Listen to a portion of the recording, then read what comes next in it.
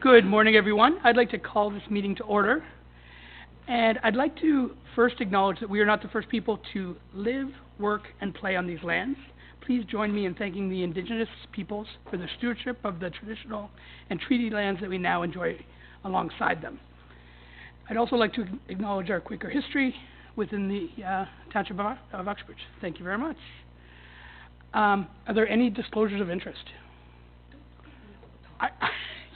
You're one of the only ones, but I'm going to join you in this party if there's any. Is there anything on the agenda? Okay. Anyone else? All right. I actually have a disclosure here. I'm a member of the Bonner Boys, and for their hockey tournament, which is coming up as item number B, I'll have to step out of the chair because I'm a proud member of the Bonner Boys, and this will affect their ability to help raise money for our community. Did I do that right, Deb? Perfect. All right. Madam Clerk, are there any items not listed on the agenda? Your Worship, there was an addendum.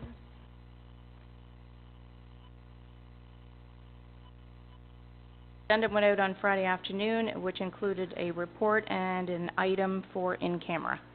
Okay, perfect. And then Councillor Snooks is working this morning, so he could have been.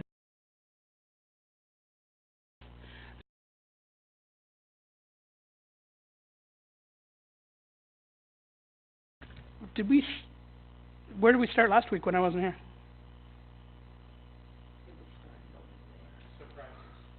Okay. I can't keep track of that. Go ahead, Bruce. It's all you. Yeah. Okay, great, thanks. Got two or three things here, actually. I'm going to go with the most important one first. So tomorrow is Vimy Ridge Day. Right now, the Uxbridge Secondary School Vimy tour is going on. So they're over there as we speak, touring around a number of countries. And related to that, Dave and I had a message today from the Cadet Corps, and they're going to be at our cenotaph this evening, tomorrow evening. I knew I'd mess this up. I was mixing up my days. Tomorrow evening, between 7 and 9 p.m. to have a rotating changing of the guard. I think it was every half hour, wasn't it, Dave? Something like that. We have it via email, but. So it's just recognition again of the contribution of Canada at Vimy Ridge in World War I. So I think it's an important event to recognize. Second one is more of a Ward 3 issue. If anybody's interested, I'm going to have an open house on Wednesday to do with the development at 226 Brock Street. I just went around and handed out some flyers yesterday to people on Brownscombe and Nelkid and Brock. So just having people come in, an informal meeting. We're going to have some boards up so people can see what's going to get built in there. And then last thing is this coming Sunday is the Run for the Diamond. I'm doing the 5K, and I'm going for a record slow. You know what, maybe we should go together, because I think I could beat your record this year. Anyway, I'm really looking forward to it next Sunday. If I'm not here Monday, I'm out on a trail somewhere. Please send help. That's all I've got. Oh, sorry, Pam. Go ahead. Okay. First thing is April 20th from 9 to 11 at the Goodwood Hall. We're doing an Easter egg hunt. Kids to take home and lots of family fun. And I do mean family fun because the families actually stay and the kids play and do a number of activities. And experience, get your tickets, they're on sale. It's going to be a fabulous show. It's talking about extraordinary people that we have here in our own town. And that's May 2nd, 3rd, and 4th. So please come out and support. Our cause is great this year, and thank you. Go ahead, Willie. Thank you. Welcome, everyone. Just a couple quick ones. There's been a lot of projects that started up in the last little bit. The 4 Victoria Street, they now have their trailer on site, so it's nice to see. I'm going to drop down, introduce myself, and just stay tight to the project, and I'll keep giving updates to everybody as that comes along. We have our Brock Street Culvert kickoff meeting today, so you've probably started to see some signs around town There's some people on the north side today. So again, similar to what I just mentioned with regards to Victoria Street, my intent is to keep the public aware and the shops down in the downtown area aware of what's going on as that comes around. So stay tuned on that. And then lastly, spring is here. I was out over the weekend. We had some great weather. It was great to see residents and people going out into the kind of the open areas, into ditches, into the trail areas and cleaning up, and which is great news. And I believe if there is interest in your area where you're attached to a trail and you're going out, the township will provide some support with gloves, garbage bags, that sort of thing, to help clean up those areas. So if you're interested in doing that, get back to me and I can steer you in the right direction. Thanks, Willie. Go ahead, Gordon. Good morning, everyone. I won't repeat what's already been said. I'll just give you a recap of what we did last week. Last Monday was the Regional Tree Bylaw Open House over at Scugog Town Hall. I attended that. It was well attended by the local people in Scugog. We didn't have that many from Uxbridge, but anyway, hopefully that will be coming back to us soon. So once it comes to the region, we'll bring that as well back to this council. On Tuesday was the North Durham Action Plan session held here in this room. I know several councillors made it out to that. Thank you for that. We're moving ahead with the new Vibrant North Durham plan, which should be coming to fruition probably by the summer this year. So hopefully we'll keep you informed. I know Mayor Barton's been involved with that as well. Wednesday we had the Durham FARC Connections event in Brooklyn. I don't know if you had a chance to get down to the Luther Vipond Arena there in Brooklyn. It was an amazing setup. They had all the grade 3s come out, so it was quite an educational thing for local kids and just to show them what farming is all about and where their food comes to their table. So it was a great event. And thank you to AMAFRA and the people that involved with that. So we also had an exciting provincial funding announcement. I'll let Mayor Barton speak to that in his comments. And there's lots going on. We're moving into nicer weather, as Councillor Pop has said, so our agendas will be full with events to attend. But thank you, Mayor Barton. Thank you very much. Go ahead, Gary.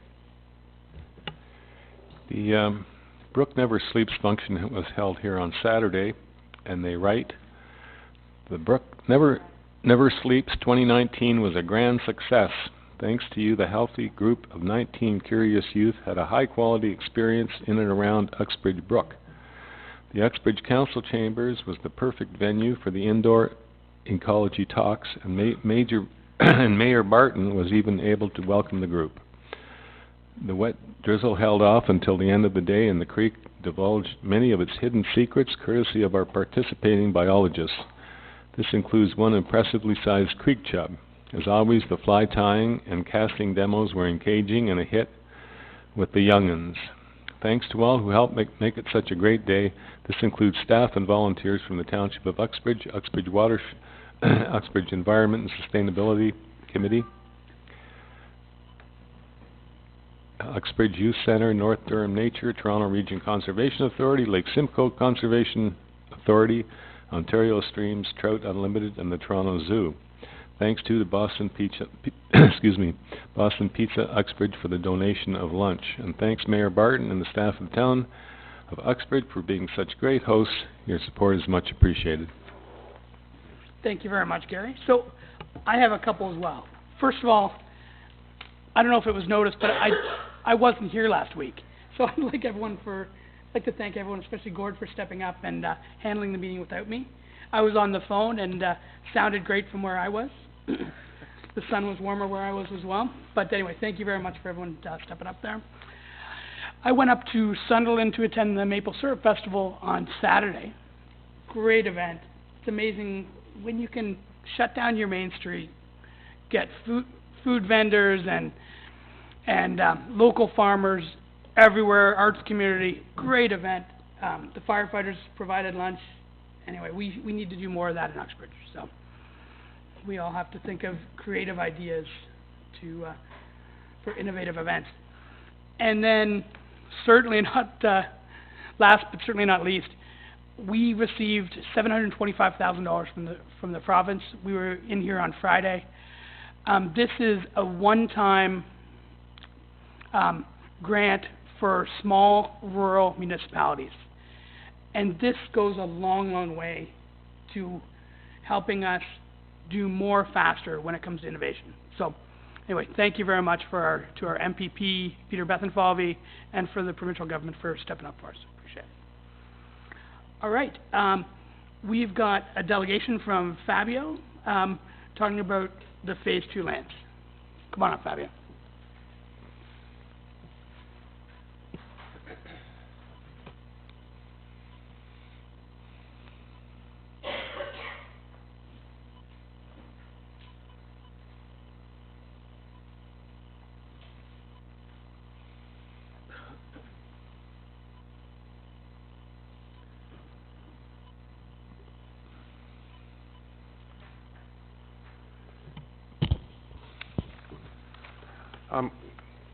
Good morning, Mayor Dave Barton and members of council. My name is Fabio Furlan.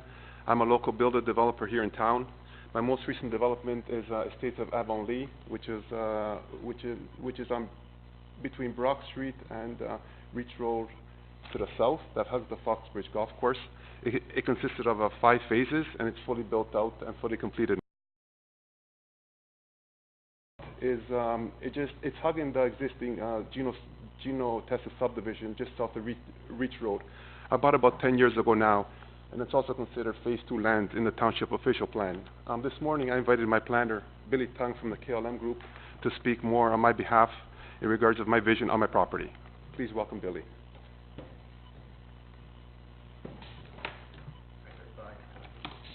I may approach members of council. I can provide the handouts.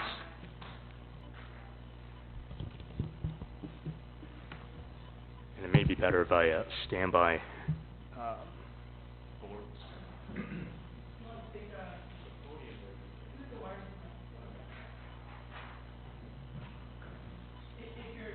If you're not mic'd, then you don't get recorded, so we have a wireless mic. We'll hook you up.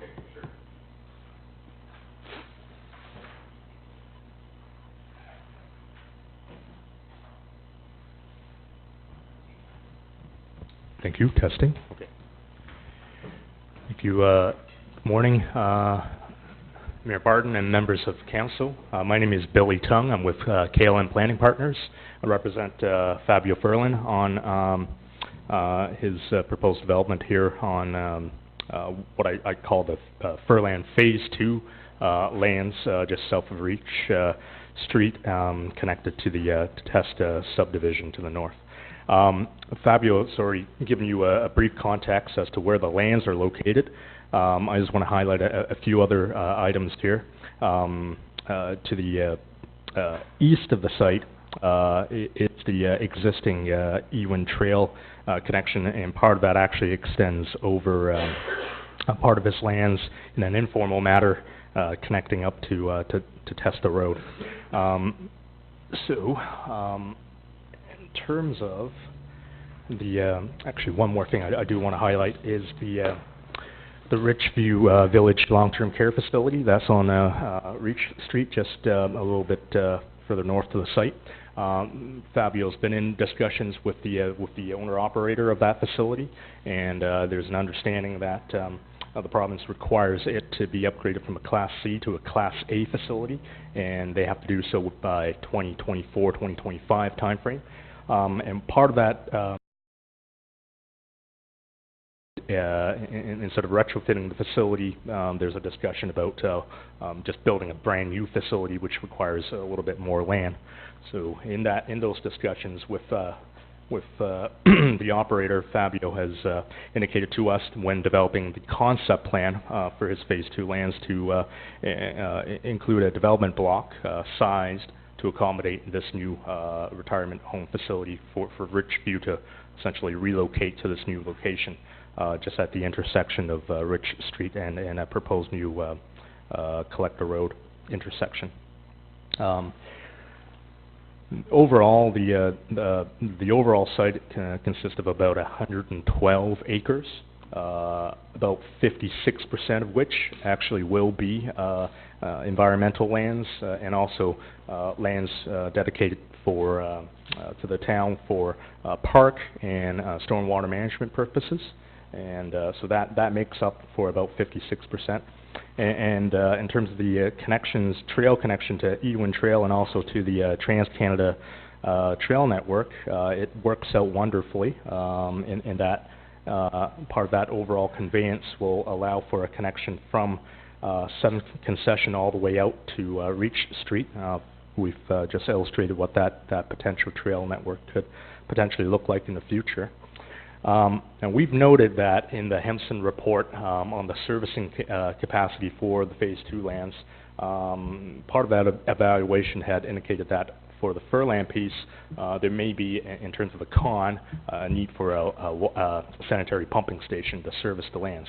Now, we've had a preliminary look with Fabio's civil engineer and had consulted with them about whether or not there is such a need, and had actually designed the concept plan, the subdivision, to take that into account in terms of avoiding the need for additional municipal infrastructure by locating the stormwater management pond and the park in the low-lying areas, and then grading the site such that all of the site can be serviced by gravity, sanitary-wise, into the existing system along Testa Road here, and also out to Reach. So there actually are ways to, from an innovative design standpoint, and also site layout standpoint, to ensure that those additional municipal infrastructure, such as a sanitary pumping station, is not necessary to service these lands. And it just so happens that, given that water tends to run down the site, that's a perfect spot for stormwater management facilities as well. It also opens up the trail network and the trailhead, and the open space up in this quadrant, and it's a really inviting space that could be designed in the future. So leading into that, our thoughts are that in terms of council resolution on the Phase 2 servicing scheme, you've heard from us in terms of this element here about the pumping station element that we've only looked at on a preliminary basis, but we've already determined that it's not necessary if you design the site properly. We believe that there should be an opportunity for all three landowners within the Phase 2 lands to work together with the township and the region on just looking at, in a holistic manner, the available servicing capacity and what solutions are there to ensure that all three parcels can be developed in a timely manner, in a sequential manner that makes sense, and also, most importantly, financial sense for the township, such that the least amount of infrastructure is required. So, such as this component here in terms of the pumping station. If there are ways to design these sites and phase the sites, there will be a manner that from a phasing and allocation standpoint, works beneficially for all three landowners and also for the township, to ensure that there's a constant, steady, understood supply of land that will be coming on stream between all three landowners. So that's the presentation. I'm sure you've seen this plan in the past as an addendum to the Hempson report, but we're available to answer any questions. Okay, any questions from council? Go ahead, Gord. Just one, I guess, through you to your planner. On the grading issue, you mentioned in order to eliminate the pumping station. Have you had discussions with Regional Public Works on this? So through you, Mr. Chair, yes. Yeah. This microphone is on. There has been some initial discussion between my client's civil engineer and the region. So there are ongoing matters that can be done in terms of, obviously, they need a fulsome background report to support all of this, but the principles have been discussed. Good. So there's some monitoring that will have to be done. Yeah. Because it's always been sort of the stumbling block Mm-hmm. on that particular property is to be able to deal with that sanitary. Yeah, one thing is too, if I can speak for a minute, I think on Testa Road, there is an existing manhole there today, and there's capacity, and it is being used, and it's going westerly. So basically, I gotta get some kind of a count, like a monitor, to see Okay. exactly how much Just to capacity see that the pipe what it will receive. So Great. when we know the capacity at the end of Testa Road, that will give us our limit, how far west we can go, right? This is what we think we can do. You know, if there was more capacity, then we can push more westerly. But we Okay. think around there, that'll be it. Awesome, great, thank you. Any other questions from council? Oh, sorry, Pam. Okay. Okay, you've talked about the sewage capacity. One of the big things, are you planning on doing any bungalows? Yes, bungalows, there's always been a need for bungalows. It's an aging population for sure. There is a need for bungalows, yeah, different types, bungalow loft, something like that, sure, that'll work. But just, and accessibility. Stepping up. For sure, that'll, Because that's a big thing that the town is really looking at. for sure, yes. Go ahead, Bruce. Thanks, Dave. Just a quick one through the chair. Regarding it shows retirement home, unlike regional care. So just trying to be clear, is it retirement home or long-term care? No, like we know there's a need in town, and Ridgeview Manor right now is a Class C facility, and they got a timeline, 5, 6, 7 more years, whatever it is. So I reached out to them. If it's not them, if they don't want to come on board, I'll reach out to other people that are in this need facility. I would just stay real tightly tied to Ingrid about that, because there's lots going on a long-term care front now. So whether it turns into, like, they're very different, right? Long-term care with assisted living versus independent living in a retirement home. Right. So as long as you're tied in tightly with Ingrid, Yeah. okay. Okay, anything else from council? Oh, go ahead, Ingrid. Council needs to remember too that sewage allocation is in one pot right now. So institutional sewage allocation is sitting in the same pot as residential. You can put a long-term care facility in and you have 150 beds in it, that's going to count against whatever residential sewage you have left. The other part of this is there are 3 properties, just as a reminder, so this is not this is just to look at. All 3 developers are gonna have to go through a regional official plan amendment as well as a local. And right now, there's some discussion still going around that whole servicing piece, and my understanding is there's a conference call this week that's taking place, and just on how this thing might potentially move forward. All 3 property owners want sewage allocation. There's not enough for all 3. Just a reminder. And I think we're all very, very clear. So just for anyone in the audience and the media, this is one proposal from one of the 3 developers that have phase 2 lands. And, you know, long term, we know that Uxbridge needs to grow. So we'll be looking at the capacity of our wastewater treatment plant, because one thing that I've spoken about all the way through, we need nice, consistent growth through our community. We don't want to explode like some of the places to the south. We want nice, consistent, so people that move into Uxbridge become, you know, soccer coaches and member of the Bonner Boys and Lions Clubs and Optimists and all those types of things, become part of our community as they assimilate into Uxbridgians, we'll say. Anyway, Fabio, thank you very much for showing us your vision. Thank you for your help. Thank you. We really appreciate it. Thanks, Bill. Thank you.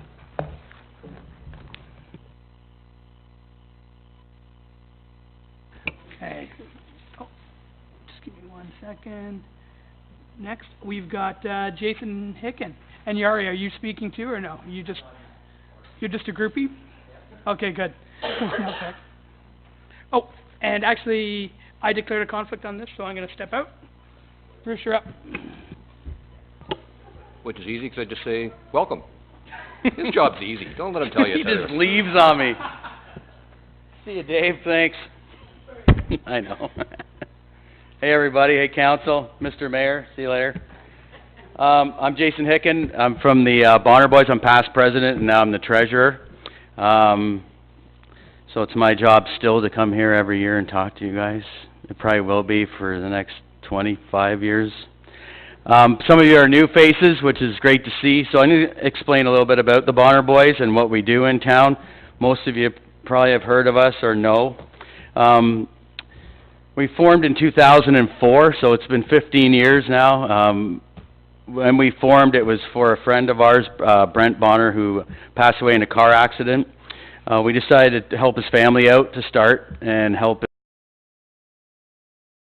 As we did that, we noticed that there was more need in Uxbridge for this type of thing, so we decided to continue it on after we did our part with them. So in the last 15 years, one of our biggest accomplishments was the splash pad behind the arena. That took a lot of work. It took a lot of car draws and a lot of help from the township and other businesses in the community, and we got it done. And it's still running great today. I love going over there and seeing everybody play in it. My kids played in it. They're older now, so now they just hang out there and after school.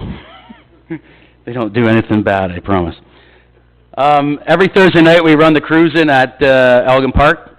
It's very successful. It used to be at the arena. We moved it because lacrosse came into town. I coached it for the first 4 years. So we moved it to Elgin Park. Great setting. It's beautiful. Everybody loves it, and it's growing more and more every year. So that's from May 16th to August 29th. Starts at 5 p.m. Most of the proceeds from the cruise-in, that's why we do all this, to give back to the community. From that cruise-in car show, we give money back to the hospital and the food bank. That's our two goals for that actual cruise-in car show. And some of the other people and community committees and whatnot we give back to have been Uxbridge Youth Center every year, Precious Minds, different families in need. If they have children with sicknesses, illnesses, they have to go to the hospitals, Princess Margaret, or sick kids, all those. A lot of people ask us for money to help with, basically we give a certain fund to help them with parking and travel. That's our biggest thing. Usually they can find other funding for accommodations and that, so that's the main thing we do, is get them there and back. All the teams in town, like the baseball team, soccer club, minor hockey, lacrosse, we sponsor one of those teams every year. You'll see our logo on one of the kids' shirts, and a lot of our members are younger, so it's usually one of their kids that's on the team, so it's pretty cool, and they're pretty proud to wear our logo on their shirt. We also help out, we're the gold sponsor for the Durham Rural Family Resource Play. They do it every year, so we're always the gold sponsor for them. We always donate to the Canada Day fireworks. Hope Through Hockey, the toy drive that that goes on every year at Christmas. And we have our yearly Brent Bonner Scholarship at the high school, which we used to give $500. Now we've raised that up to $750 this year. I'm almost there. Also, last year we started Movie in the Park, which everybody loved. We had 2 at Elgin Park. It was free.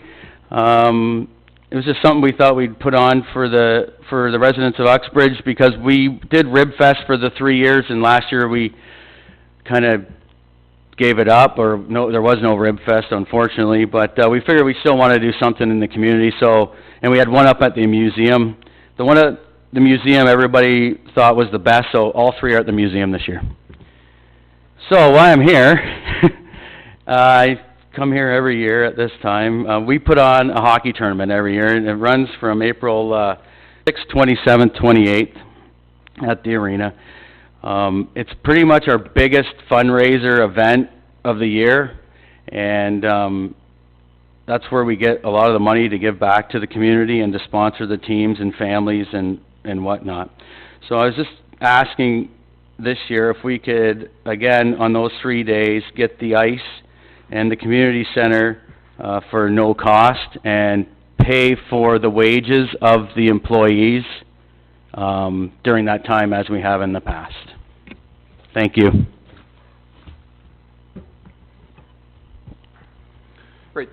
Thanks, Jason. Thanks for the presentation. Questions or comments? Gord? Through you, Mr. Chair. Hi, Jason. Good Hi. to see you. I'm assuming you've already had discussion with Mr. Bob Ferguson on these dates and times? That's correct. Everything's good? I thank you guys. I mean, I do it every year when you guys come in for your ask. Without your input, there would be a lot missing in this community. And I know you talked about trying to help everybody. I know you do a fantastic job at it, so I'd like to make a motion, Mr. Chair, that we support the request, and that if there's anything else we can do logistically for you, let us know, because again, this is an awesome event. I've been to the car show many, many times, so it's another one. We tend to overlook the good things that happen in this town, and I think the Bonners certainly need recognition for all the good work that you guys do. Thanks. And keep up the good work. Thanks again. Any other questions or comments before we go with the motion? Ingrid? Last year, we waived the ice fee, but we did charge them for the staff time. Sorry, Pam, did you? I'll make the recommendation for the same arrangement. Did they have to fill out a application or something? Did they have to fill out an agreement in the insurance? Yeah, okay. So it'll be the same agreement as last year. It'll be like a proper rental. Yeah. But yeah. what'll happen is they'll just be billed for the staff time, and Right, council right. will absorb Okay. the rest. Yeah, Karen sends that to me usually, right from the arena. Councillor Pop, was there something? No? Okay. The only other thing, I think we have to declare it a municipally significant event as well, if we could. I'll add that to my Okay. resolution. Okay, any other questions or comments? So we have Councillor Hyatt's motion. All in favor? It's carried then. All right, thanks a lot. You just need some better looking groupies. Yeah. No offense, but And by the way, did you say Mayor Garrett? Is that what you said?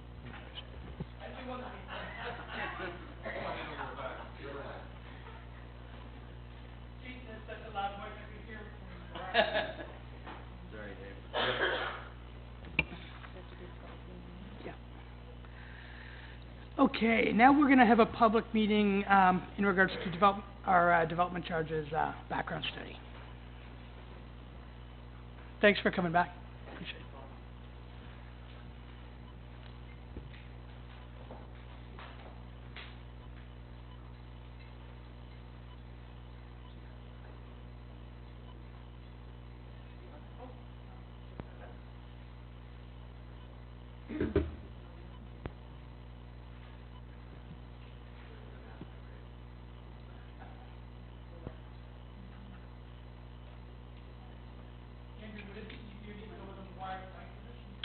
I'll probably sit up there.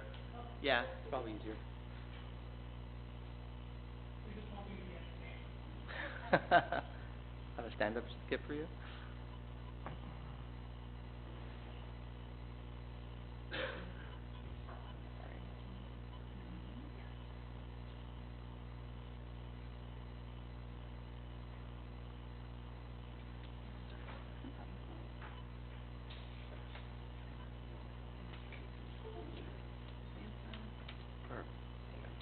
Good.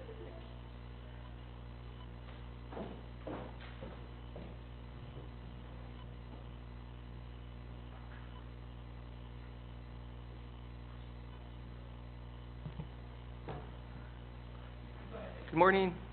Thanks very much for having me back. Again, my name is Andrew Mirabella. I'm a senior consultant at Hempson Consulting. I got with me here my colleague, Courtney King, which you actually may have not seen. She hasn't come with me, but she's been involved from the get-go from this process, and she just wanted to introduce you to her. The purpose of today's meeting is a statutory public meeting under the Development Charges Act. Hempson has obviously been retained to undertake a development charges background study for the township of Uxbridge, and we've done the background study. It has a proposed bylaw has been out there and made publicly, and really the purpose here is to solicit any comment on the proposed bylaw and study. The actual bylaw itself is not being passed at this council meeting today, but will be passed at a subsequent meeting. We'll get into the timelines of that. So again, just the purpose, just to be explicit, it is the statutory meeting under Section 12 of the Development Charges Act. In accordance with that legislation and our requirements in order to make the process, the study itself was made public on March 7th, and the actual bylaw itself was made public on March 22nd of 2019, which is all within the requirements of DCA and 60 days before the actual bylaw would be passed. So to give sufficient time for public review and input on that background study. So just to give a bit of an overview, obviously you're quite familiar with development charges. This is the third time returning on this particular subject, so hopefully nothing in here is explicitly new, but definitely want to kind of go over at least some of the key inputs here and some of the key requirements. So just as a background, the township passed your development charges bylaw 2014-064 back in May of 2014, which imposed development charges for 7 particular services: general government, library, fire and rescue, animal services and control, parks and recreation, public works, and township engineering.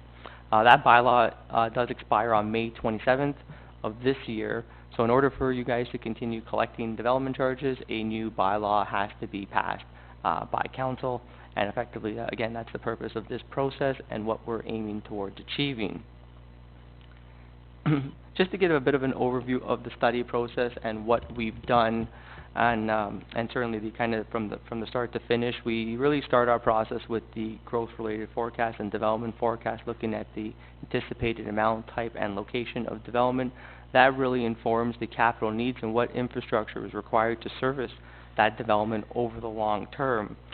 Then they look into what the capital needs are. There's really a series of deductions that have to be made under the Development Charges Act from those gross capital program costs. You'll see in a couple of slides, effectively not everything that we deem that's in the capital program is not actually all related to development.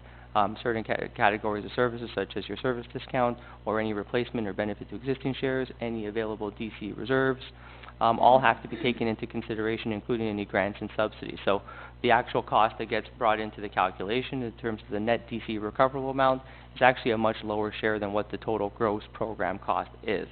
And that DC eligible share really gets divided into 2 different components: your residential sector and your non-residential sector. Residentially, the charges that we calculate, and non-residentially, it's a charge per GFA, so per square foot or per square meter of gross floor area. Under the requirements of the Act, we have to do an operating cost impact analysis as well as an asset management plan, which is new, and that's all been done as part of the process and the actual preparation of the background study itself. So when we came here, I guess a month or 2 months ago now, we did get into the capital programs and some of the key project costs and what's actually driving the program. The chart here really just gives a bit of a summary in terms of what the total gross capital program is for the Township of Uxbridge, in terms of only looking at what's considered to be driving development, what's related to development. And the gross program equals just over $65 million, almost $66 million, and that's over the 10-year period from 2019 through to 2028. And what you see from the graph itself is really, it's being driven by 2 particular areas: your parks and recreation services and your township engineering services. Those are the 2 areas, obviously, where significant capital costs are required. On your parks and recreation side, largely driven by your Ux Pool, and your township engineering side, your Brock Street Culvert and some of the other road works that's within it, is really driving the total quantum of the capital program. What's inside all the actual bars, all the different colors, represents the share of where those actual funds are to be recovered from. And I guess I really want to point out, of that $65.6 million capital program, your blue bars at the top is your 2019 to 2028 DC collections. And that's about $16.8 million. And that's actually what's being recovered or can be recovered from development charges over this 10-year period. So about 25% of what that actual total gross program is. So obviously a much substantially less share of what we actually consider to start off of what the program is after we take into account all those necessary deductions and requirements under the Act. So that's obviously a pretty important component, and that's what's actually rolled into the calculation of the rates. I guess another important one we have is our green bars, is any available DC reserves. There's quite a bit of money in your available development charges balance, which are applied to fund projects which you've already been collecting money for. For example, the replacement and expansion of your Uxbridge Pool. You've been collecting for that project for years, and all the funds collected are applied obviously towards that project. And grants and subsidies equates to about $21.2 million, also a pretty significant share of that total program cost, and we've assumed that certainly there'll be some upper level government funding to offset the cost of some of those projects, especially on the Brock Street Culvert and the pool side of the program.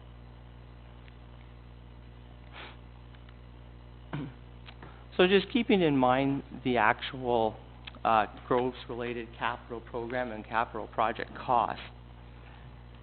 What we talked about is your Parks and Recreation and your Township Engineering Services being the driving factor behind what are the needs and where the infrastructure requirements are. And what we see here is we have our calculated maximum allowable township-wide residential development charge rate. And the table on the right indicates the residential charges per unit type and differentiated by the occupancy patterns within them. So our single and semi-detached units, about $15,300, down to apartment of about $7,600 for those units. And the actual pie graph itself looks at the distribution of the collections, or what makes up those dollar figures within each of the actual categories. And your Township Engineering and your Parks and Recreation component are by far the largest components driving the total quantum of the calculated rate. So Township Engineering represents 45% of that $15,200 charge, and your Parks and Recreation represents 44% of that $15,200 charge. So really 90% of your charge here is really largely surrounding those two specific service categories, where library services and fire and such are also a component to that total calculated rate. But really, you know, largely driven by those two areas where that's the derivative of the capital program and where the infrastructure requirements are. And you know, that particular distribution of rates is not uncommon from what we see in other municipalities that don't have water and wastewater at their particular level. Township Engineering is usually generally the largest component, followed by Parks and Recreation to some degree. So just looking at what that means relative to the charges that are currently in place, your current charge is about $11,435 relative to the calculated charge that we see there of about $15,242, represents an increase of about $3,800 or 33%. And again, really kind of looking at the two categories there of Parks and Recreation and Township Engineering. Those are really the two components driving the increase of that $3,800, representing about $1,490 for Parks and Recreation, an increase, and Township Engineering representing about $1,627 of that $3,800. So again, really dominating not only the total quantum of the charge, but actually what's driving the increase from your current versus your calculated. And you know, I think it's important, I'll show you on the next slide, but this is again just looking at the townships of Uxbridge component to the rate. Certainly there's upper level, your upper tier charge of Region of Durham, as well as the school board charges, which would be in place in addition to the township's rate. Keeping that, I guess, thought in mind as a segue into this slide, I have calculated, or at least showing what the current charge is relative to the calculated rate for both the Region of Durham and the township-wide rate. So currently, they would pay about $42,575 for a single and semi-detached unit in terms of development charge. Under the calculated rates, it would go up by about $3,800. The Region of Durham charges are not incorporated into this scope of work. That bylaw was recently passed in 2018, and those development charge rates shouldn't change again for the next couple of years until a new bylaw is passed in a few years. So really, in terms of the total quantum of the impact, it's less than 10% when you look at the total combined charges of your current versus calculated when you look at the Region of Durham. Again, just noting that this is the total charge per unit, but it does exclude any education development charges which would be levied in addition to that.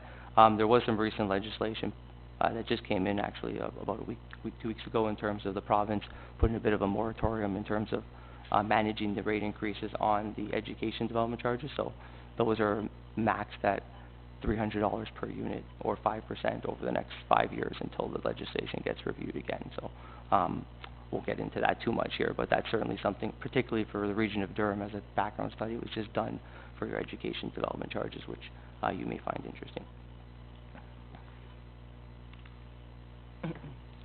So just kind of thinking about those couple slides in terms of the quantum of the charges and what we've calculated, how do those rates obviously compare to some of your similar and surrounding jurisdictions? You know, this is a slide that, you know, we put up. Obviously, just like to put in a few caveats with it. Obviously, just the development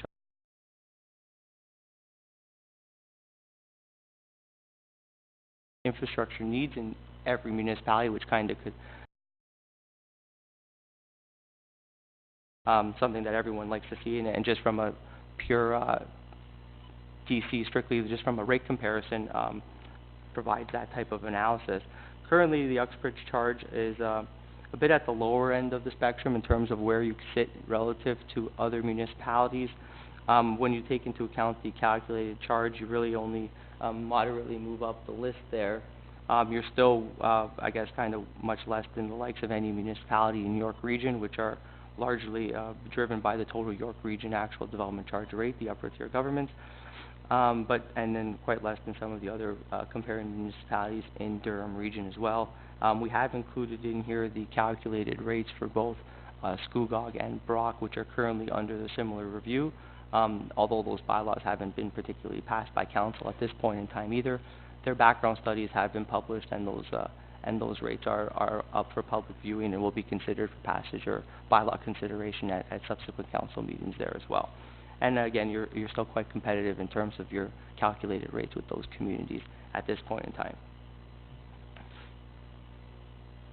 And again, this particular comparison is just looking at your upper tier governments and the lower tier charges, not including any education development charges, which would be imposed in addition to that.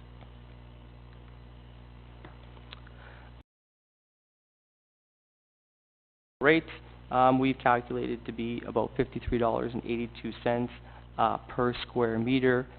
Again, and this particular charge itself, when you see here is that there's no services such as library or parks and recreation. They don't, in our mind, have a need on the residential sector. They're only on the residential sector, not non-residentially. So the total weight of the charge is really driven by your engineered services here, and that really represents the bulk of that total quantum of the charge of $48 relative to the total of $53.82. And again, that's a total charge per square meter. What that means relative to the current charge relative to the calculated rate, again, looking into consideration both with the region of Durham and the township-wide rate, and looking at a commercial development, the total charge would be about $228.95 per square meter, moving to about $253 overall, so a difference of about $23.68.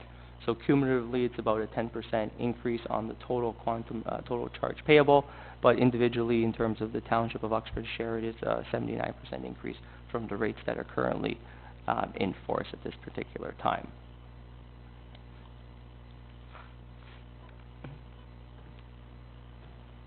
And just, again, bringing that comparison of the total calculated rate relative to the rate comparison of other surrounding jurisdictions. Currently, again, similar to residentially, your Township of Uxbridge current charge is, again, similarly at the bottom end of the spectrum in terms of your charge per square meter relative to other municipalities. Again, the likes of York Region is very much so at the higher end of the spectrum, and again, largely driven by the region's wastewater charges and the wastewater component of their rates. But still, even when you take into account the calculated charges, still less than some other Durham Region communities in terms of what their rates are, and relative to what some of the calculated rates are in your direct neighboring municipalities of both Brock and Scugog. Again, there's just some of those municipalities are currently underway in terms of their development charge bylaw, and some others that are currently reviewing, if not right now, but we'll be starting that process shortly. Similarly, like the municipality of Clarington, they're kind of up for a 2020 bylaw expiry. So those bylaws might not be being done right now, but will be looked at in the near future, which would obviously could change relative to where they are on the spectrum there. So in terms of the analytical analysis, that summarizes the capital programs and the rates that we've done, and then certainly what we've calculated. In terms of some of the actual policy changes and what's being brought forward in terms of the new bylaw, the proposed bylaw, a few things that have been done, and obviously want to bring those to your attention. As the region's development charges bylaw got recently completed, I guess last year, we're in a bit of an advantageous position where we can take a lot of their language and a lot of the policies and try to align them as best as we can from our end, so it's administratively a little bit easier from on the lower tier perspective. So obviously we've done any updated definitions and consistencies within that. The region did have your 50% industrial expansion. Under the legislation, the building it needs to be attached to the existing building in order to receive that 50% exemption. The region has changed that definition, so it doesn't have to be attached, it just has to be on the same lot.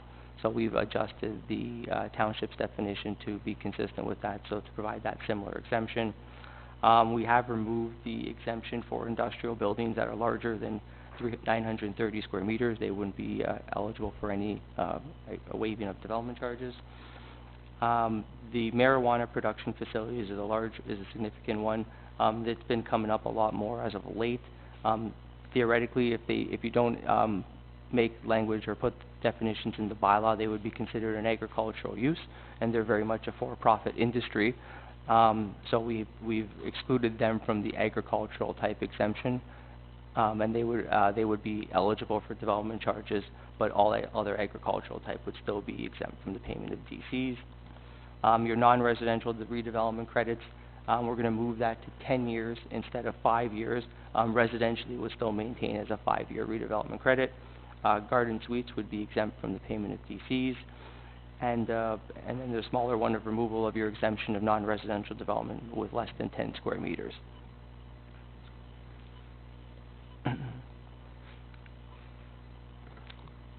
So just in terms of some next steps here, obviously the purpose of the statutory public meeting. We'll be happy once this to hear any feedback from the public or interested members of the public regarding the background study and bylaw as well as council.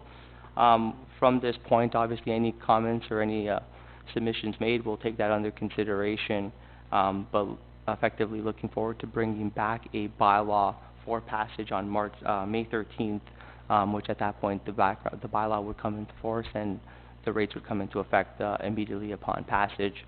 And then obviously from clerks and finance and there's some administrative duties once the bylaw is passed. Hempson is available to assist in terms of the statutory and notice requirements associated with the passage of that bylaw, and that will be kind of done subsequent to that May 13th date. That's the end of my presentation. I kept it, again, fairly high level as we've been through this a few times, but I'm happy to answer any other questions you may have. Any questions from council here? Go ahead, Gord. Just a couple. Thank you, Andrew, for your presentation. Just on the difference between public works and township engineering, could you clarify again why that's broken out separately? Sure. Through the mayor, public works is really looking at more of the buildings and facilities and the fleet. Engineering looks at the stormwater management, the roads and sidewalks and that. Is there a reason they separate those two out? They're both services related to a highway, but we do separate them as the funding envelope and the 10-year historic service level averages, the restrictions. Okay. You know, they're different when you, if you combine roads, you may be leveraging some of the money differently. And is it the deterioration rates vary? Is that? Yeah, it's more of the legislation surrounding the act. Okay. It's a little more transparent. A little more transparent. Yeah. And just, I noticed you didn't have industrial breakdown on there. Was there a reason you didn't provide that, or? No, we can provide that to you separately if you like. It might be. Yeah. If we're putting this out on the website or whatever, it might be. Yeah. No, we have the industrial comparison. There was no. Done the numbers, right? Yeah. Yeah. They're generally, Uxbridge is still on the kind of the low to medium end of it. The lower end. Yeah, it's definitely not at the high end, but I can provide that. I know we're trying to increase our industrial park and, you know, Right. any room possible is Mhm. good for us, but I think we need to have the rates available too, so that Sure. people know what they're facing. Okay. Again, thank you both. Yeah, no problem. Okay, go ahead, Bruce. I've just got a question, and it's more of still getting my head around the whole DC thing. Can you go back to the slide that shows the residential rate comparison to other municipalities? Yep. So, we know we live on a precious area, and people are lining up to get in here. We've had developers, and like, who wouldn't want to live in Uxbridge? So, my question being, like, where does the calculation, what is the calculation that determines how much the township can levy? My question would be, why not add $5,000 to that? Because supply meets demand, and I'm pretty sure Right. that people would line up to give us that additional $5,000. Right. Just as an example. Okay, just help me understand that. Yes, through the mayor, obviously we're bound by the requirements of the legislation. So when we look at the capital cost, it's really the costs that are driving what the quantum of the rate is and relative to the growth. And capital costs, we can include costs that obviously aren't directly related to development, and there has to be those series of deductions. As I mentioned, we have to be careful in terms of what's considered actually development related and what's considered to be your benefit to existing or replacement shares, and then there's also statutory deductions. So what we've calculated is the maximum allowable rates that you can implement. Reduce the rates, but you can impose rates higher than this, subject to annual indexing from this point on over the next 5 years. But we can ad hoc just add $5,000 to this rate. It would have to be we have to obviously relook at the capital programs and the needs necessary, and obviously we've identified the needs based on staff direction and council. So, any more questions from council before I jump in? No, okay. So I had a couple, and I'm thinking the same way you are on this, Bruce. It's, you know, when we have such a limited supply of housing, and we've got developers fighting for the opportunity to build here, how much can we leverage, especially when our piece is such a small chunk compared to what the regional pieces are? And for a single-family home in Uxbridge, you know, the pricing on those have gone up significantly over the number of years. So in terms of market, I think we can probably stand a little bit more. The other piece of this is we're going to be redeveloping our downtown after Culvert. Is there any way you can have a DC for downtown redevelopment? In terms of the, like on new properties? Like, cause like this would be all on new properties that gets developed. So two different chunks. There will be some residential and commercial development downtown.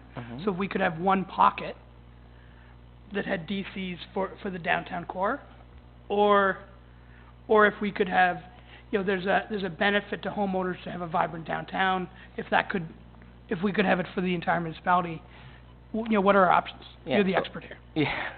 So development charges, they're related specifically to the capital costs associated with servicing that. So the costs that are all included in terms of the works that are even in the downtown area are all incorporated into the rates. So those capital costs are all being reflected in recovering those capital costs through the development charges that they would pay. If you're looking at different levies, they would be outside of the Development Charges Act. Now, is that something we could do? Can we have a separate levy for development within, you know, a 3-block radius? We may have to talk offline outside the public meeting, but you know, if there has to be a nexus between what's being charged and what's being recovered for, right? And if it's not capital infrastructure, or they're, you know, developer voluntary or capital connection charges, capital charges, but again, that's outside of the permissible requirements of the Development Charges Act. Okay. Yeah. And just again. Like there's, Yeah. Because the municipality, what we've calculated is a township-wide charge. They're not area-specific charges. The benefits are municipal-wide. So everybody would pay, even if it's outside the area or within it, would pay the exact same development charge rate. Right. So things like pools, baseball diamonds, those types of things are, the benefit is The benefit, municipal, yeah. you know. And even the engineering program is largely it's a municipal-wide network, right? And everyone benefits from them upgrading or increasing the municipal supply or traffic flow on that municipal-wide network, and that's pretty common. Makes sense. Yeah. Okay. Well, thank you very much. Any further questions? Go ahead, Bruce. Just one comment. I think if the challenge we have in the municipality is the affordable housing, that we know it's an issue. It just shows some of the challenges. If it's $46,000 plus whatever the education element, whatever that adds up to, plus the cost of the the developer acquiring the land, it's no wonder that all of a sudden it just starts getting to the point where before even profits go into it, it becomes unaffordable, right, for entry level. Yeah, no, and this is sort of outside the realm, but I think if we talk to developers or almost anyone in business, they're going to sell their houses for market price. Yeah. No matter what their costs are. Totally agree. Yeah. So it's either a no-go for their development. Yep. Yeah. I don't think any of these guys are going to sell things below market because the DCs are less. Would you agree? Through the mayor, yeah, we have seen no indication of that, you know, development charges influence the total price of the home. Really, the market sets the price of the home, and that the market bears what it could bear in terms of what it's actually selling for, and development charges have. You know, there's a much broader economic factors at play in terms of what goes into where people live, what the price of the home is, and how much they're gonna sell for, which is kind of, in development charges, a very low component Would you- to that. I'm sorry. Yeah, go ahead. Do you have a sense of the percentage Yeah. of the overall cost the DCs would be of a home? Development charge in typical GTA municipalities, the reference is generally between 5 and 7% of the total price of a home. You know, and then obviously that could range, and I haven't done the math specifically for the township of Uxbridge, but that's typically what the response is in the ratio, and Hempson's response to the province on the increase in affordable housing and the supply of housing, as part of the review of the Development Charges Act, which is underway, that was incorporated into our response in terms of what we think. Yeah, so then just one more time, just to be completely clear. If we added, not that we can, but when we add $2,000 to our DCs, that $2,000 would come out of the developer's pockets in almost all cases, not the people buying the houses. Well, we don't know In terms of where it's coming, where in terms of it's actually being passed on to from, we have to be careful about that, but we do know that it doesn't influence the rate of the sale prices of the home. So it's a market bear price, and whether prices aren't going up, then the developer may obviously absorb some of the costs of it, but or not, right? It depends on the timing of the market of it. But as you're increasing development charges by $3,300, it shouldn't affect the prices of the homes. Thank you. And then one more. We've got a lot of development happening around healthcare, you know, in the next decade. In terms of if there's a privately owned medical office building that will house some hospital services would be in that building, and we want to delay or defer DCs, what are our options and what do we need to do to get that done? Under the bylaw itself and under the requirements, or, you know, the permissibility of the legislation, you can enter into deferral payments, a deferral agreement on development charges. Okay. So you can someone could defer the payments of those, but they would have to be paid at some point. You can't exempt them if it's not in the bylaw. So they're under the Development Charges Act, under your bylaw, once it's passed, you can't make any ad hoc adjustments to the bylaw itself. The development charges, that bylaw would be in place for that term of the bylaw period of 5 years, so you can't make any ad hoc exemptions, but you can defer the payments, or you can amend the bylaw. Go ahead, Ingrid. Just a question, so the deferral, if council chooses to defer, should they be making sure that the bylaw allows them that opportunity, or are you saying they already have the opportunity to? The bylaw, it's already included in the bylaw. Yeah, the ability to defer payments is already incorporated. And is there any timeline? Just at some point they have to be paid? Is It would be within there the terms 5 of years, 10 years? Within the terms of the agreement. Oh, okay. Yeah. Okay. Thank you so much. Yep. Any further questions from council? All right. Courtney, Andrew, thank you so much for coming in. We really appreciate it. Great. Oh, sorry, questions from the press. Public. Thanks. Okay, and the public? Go ahead, Diane. Your mic's already on, look at that. It's left on. Hi, Andrew. So if we do a plan and we have some significant changes, for instance, we have a volunteer fire department right now. If our fire department should be required to change to a full force fire department, obviously the cost is huge. How does that affect our bylaw? Can we make an amendment during any of these periods? Yes. Through the mayor, so the bylaw, although it's set for a 5-year period, a maximum, it can be amended at any time. Okay. And you just undertake a new study process like you would right now. Okay. Just obviously, we only recommend some updates when there are significant changes in information. If we have Well, fire department would much be more cost, and they have to be capital related, so making sure they're not operational, because that would be not ineligible. So significant changes in capital costs, significant changes in growth, that would determine the need to adjust or update your study to maximize that. Thank you. And I would, and through to your earlier points on the rates themselves, if we are noticing significant changes in landscape and we've gotten more information on the timing of servicing capacities, and there is a need to update the rates earlier, then that can be done earlier. You don't have to wait for the 5 years, and then that would obviously change what the calculated rates would be. So, just to keep that in mind over the long term. Appreciate it. Thank you very much for coming in. Okay. Thanks. All right. Next, Diane, did you leave the microphone on? Because I think you're up. Thank you.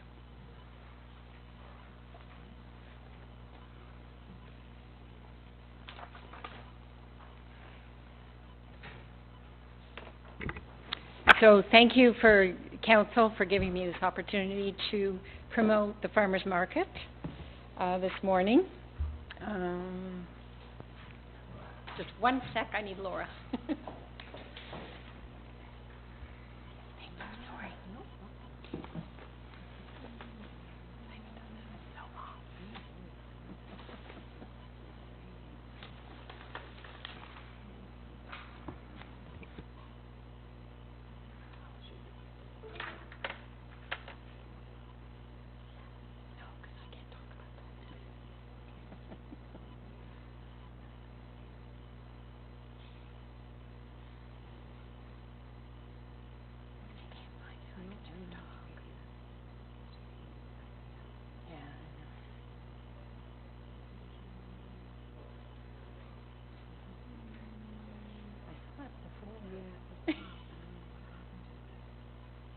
There.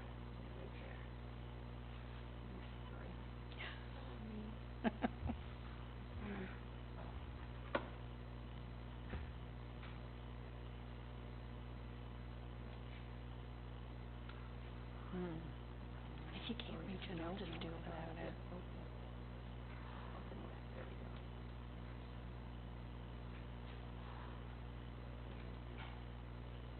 Perfect. Go back.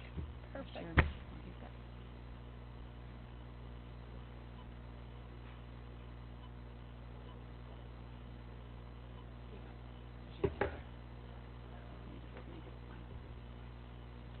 This will work with Outlook? Okay. I mean, Word. Oh, I changed it into a PowerPoint. Thank you. Thank you. And thank you for Laura for her help. So this is the Uxbridge Farmers Market Board of Directors. Adrian, most people know Adrian. He's a farmer from Willowwind. Lisa Cooper, everybody. There's Coopers. Our vice president is Phil Collins. Foggy River Farm. Most people know Kate. She did the tourism last year. Is Mass Creek. Kate is Phil's wife. I'm a volunteer, event coordinator, but as Scott Peterson is Beaver Creek Farm, Josie is Autumn's Bounty, and Kim is a dog treat, a vendor that we had take on last year. And I'm missing one member at large is Mike. Mike does awesome sausages and hamburgers and female bacon. So the Uxbridge Farmers Market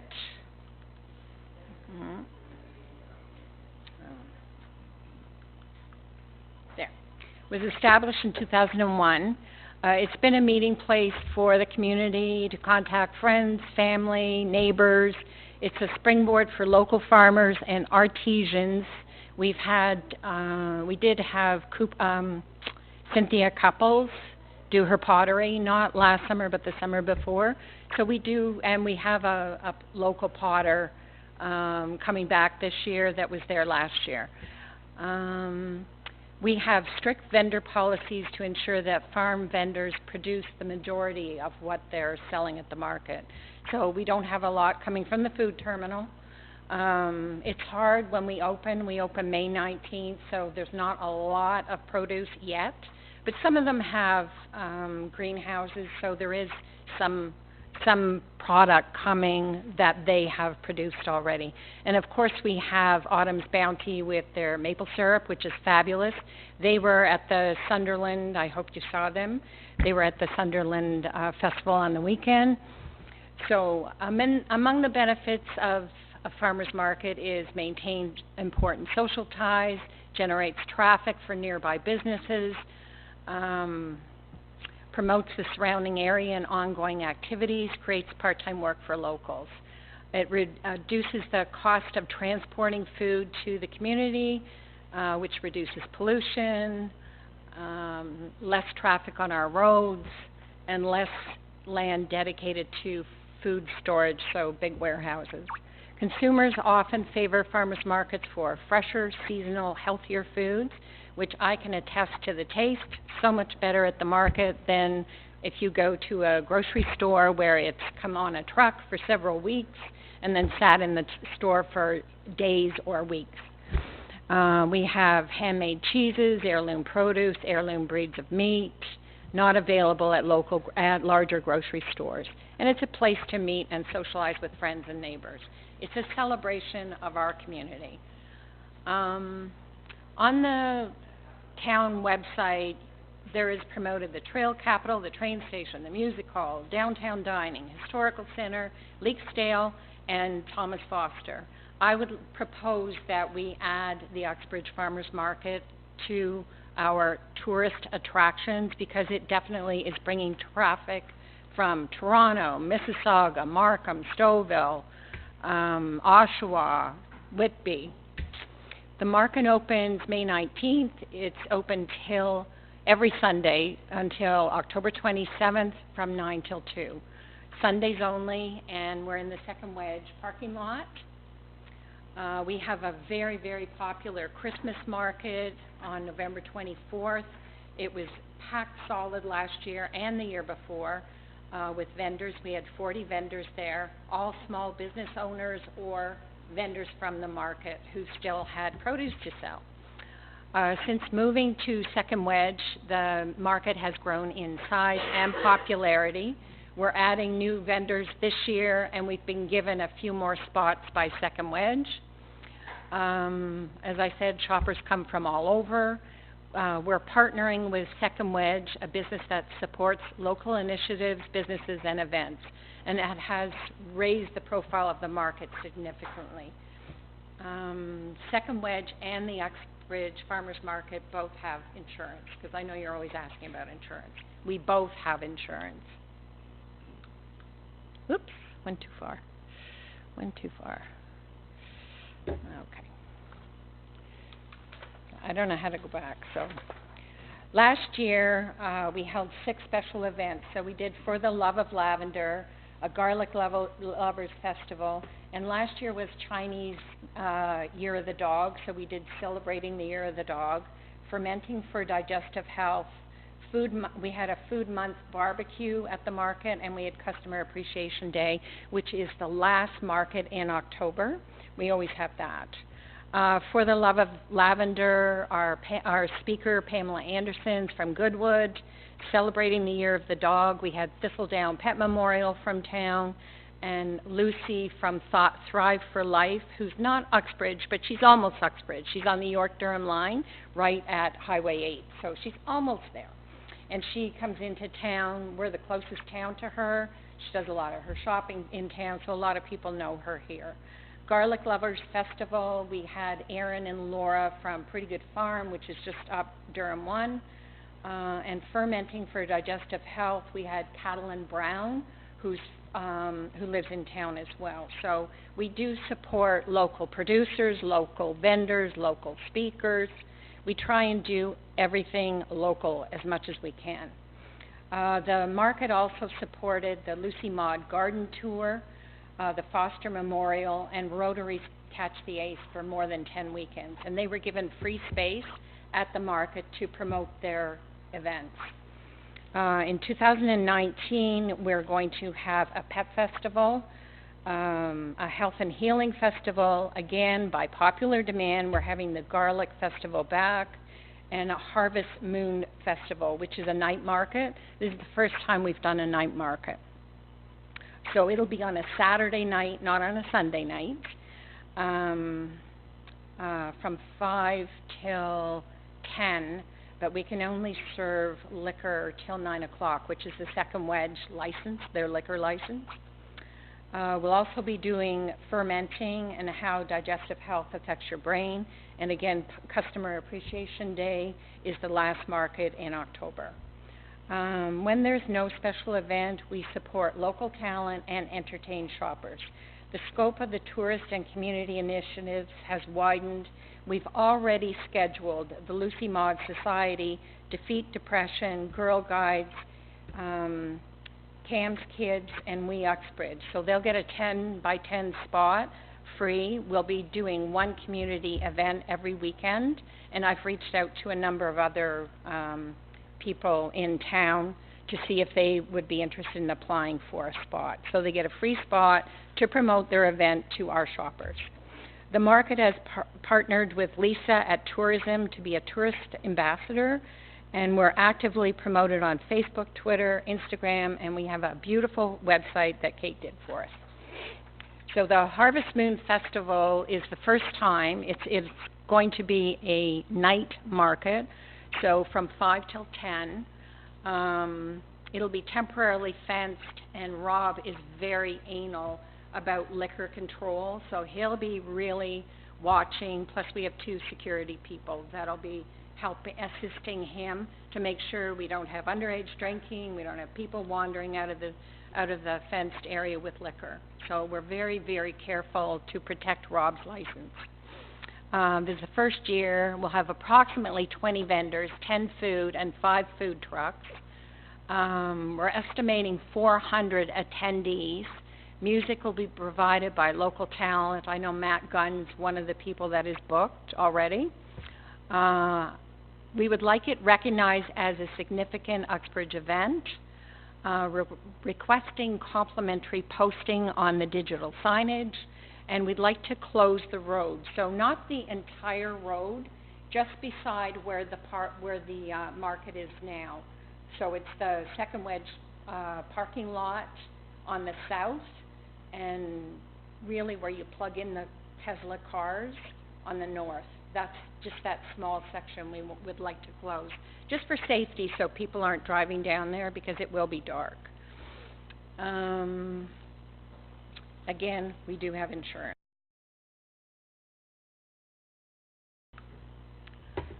So, what is Uxbridge Farmers Market requesting? For 2 of the Sunday special events and the one new nighttime event on September 14th, we'd like Victoria Street closed. Again, just beside the Second Wedge parking lot, not the entire street. So the events that we would like to close it for is the Pet Festival on June 9th. That way we can bring more vendors to Uxbridge, which brings higher traffic and brings more people into town to see what a beautiful town we have. July 7th, the Health and Healing. We would like to close the road, same section for that, and then of course the Harvest Moon Festival. We would like to request that it be declared a municipal significant event, just the Harvest Moon nighttime market. We'd like to be posted on the digital signage at no cost, graphics by the market. Special graphics will be supplied for the Harvest Moon Festival and the Christmas market only. And we'd like to be added to the list of attractions on the Township Tourism and Culture link. But one more request that's not on here. I would like to be on the banner of the town website promoting the farmers market every Sunday. So, thank you for your support of your local farmers, and are there any questions? Any questions from council? Go ahead, Will. Hi, Diane. Thanks Hi, for coming Willie. in. Couple questions, and if you said it, I apologize, I missed it. For what you're requesting for June the 9th, July 7th, what would be the timing of the closures that you would request? So we're only open from 9 till 2, so I'd need it closed from 8 o'clock when we do setup till about 3. Just give the vendors time to pack up, because some of them have a lot of stuff to pack up. Okay, thank you. And one other question.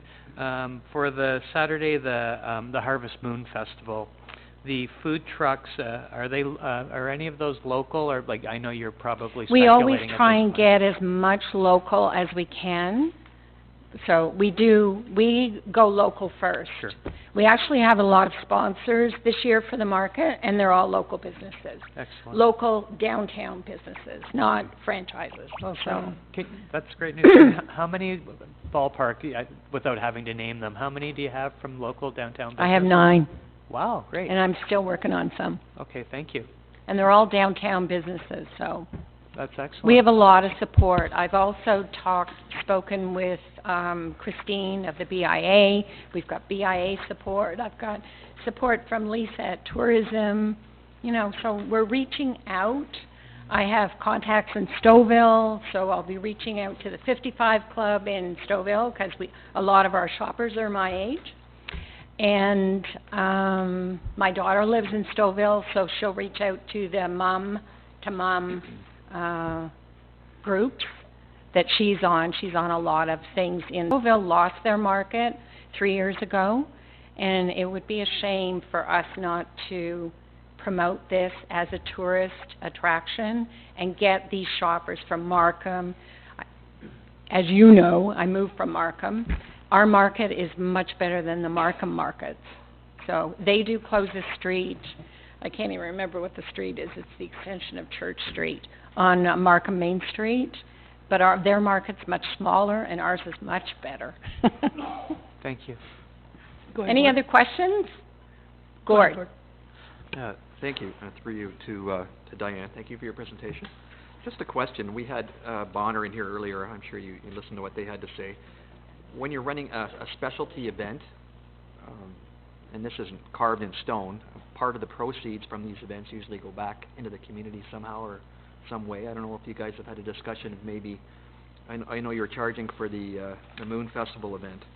Has there been any discussion over doing a fundraiser for the hospital or that kind of thing? I know you've got 400 attendees, and again, it all depends on, the amount of money that you raise. That's the first time we've ever charged. Okay. We do not charge for the market. Anybody can come to the market, I realize it's free. that too, right. I'm presuming that they're charging because we have no budget for that Okay. event. It's a separate committee and we have no budget. So they need money for advertising and, setup and Okay. stuff that they're gonna need to, the fencing and stuff that they're. So it's a cost recovery thing. is So what it's a you're saying. cost recovery. It's not we're not, for profit. We're a Yeah. non-for-profit. I'm just thinking along the lines, and I'm sure you're quite aware of the activities that go on in town, is Yeah. they try and, once they've covered their costs, to have, a donation to whichever cause you feel is appropriate, so. Actually, You I might was, want to have that discussion. I was talking to my daughter on the weekend because, food truck, now what does she call them? Food truck frenzies. Sorry, that's a mouthful. Food truck frenzies have become very popular in Stouffville. So they had Right. 4 last summer. And she said they don't charge entrance because she said the food trucks are actually quite sophisticated now and they're not like hot dogs anymore. They're better quality food and the food's quite expensive. So they don't charge. She said they were very, very popular. So I'm actually going to talk to my committee about the charge Right. because she said she wouldn't go if there was a charge. Because they're paying such a high amount for the food. They don't want to pay an entrance on top of it. Right. Sorry. No, I understand that. And It- Rib Fest had a charge. They did, yeah. And I think And that just was to their Councillor demise. Pop's point, I agree you want to have as much food available, but if you're competing with local businesses to sell food, that's where it gets into muddied waters, I think. And we had quite a controversial issue over the last council over Yeah. a particular food truck coming, and they ended up setting up a bricks and mortar restaurant, which unfortunately isn't around anymore, but those are the But kinds of a lot of our restaurants, no, not all of them, but a lot of them close early. They do. So the food trucks Anyway, are... I'm just putting it out there, Diane. I'm Yeah. not telling you how to run your operation. Well, or I'm anything, actually so. going to talk to them about the charge because that may reduce our attendance. We completely support the local farmers. And I think when it's a first-time event, you have to be really careful Sure. because if you don't get the audience there, you will not get the vendors back. But anyway, I'll just give it to you that Yeah. you might want to consider maybe moving forward. I will suggest If it. there's an excess of money, which we hope there is, that a donation. Oh, well, could that made would be local. great. It That would be great. Thank you. Pam has a question? Thank you, Diane. It's always absolutely wonderful, in my opinion, when farmers are being highlighted in any way that they can. I'm assuming that you are aware of that September is Food Month. Mm-hmm. Okay. We're actually, I talked to Lisa, and she thinks that we'll be able to be included in the Food Month ad.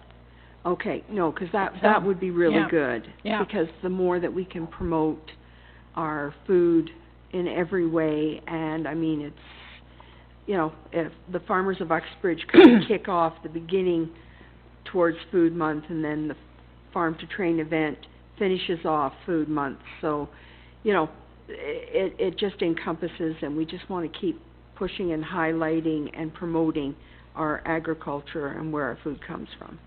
And we're partnering, we are a tourist ambassador, so we'll be having brochures and stuff, so if there's anything you want to bring to the market, like I'll take it every week, and we have 2 community booths where people sit down and eat their pizza or their hamburger and their whatever they've bought at the market.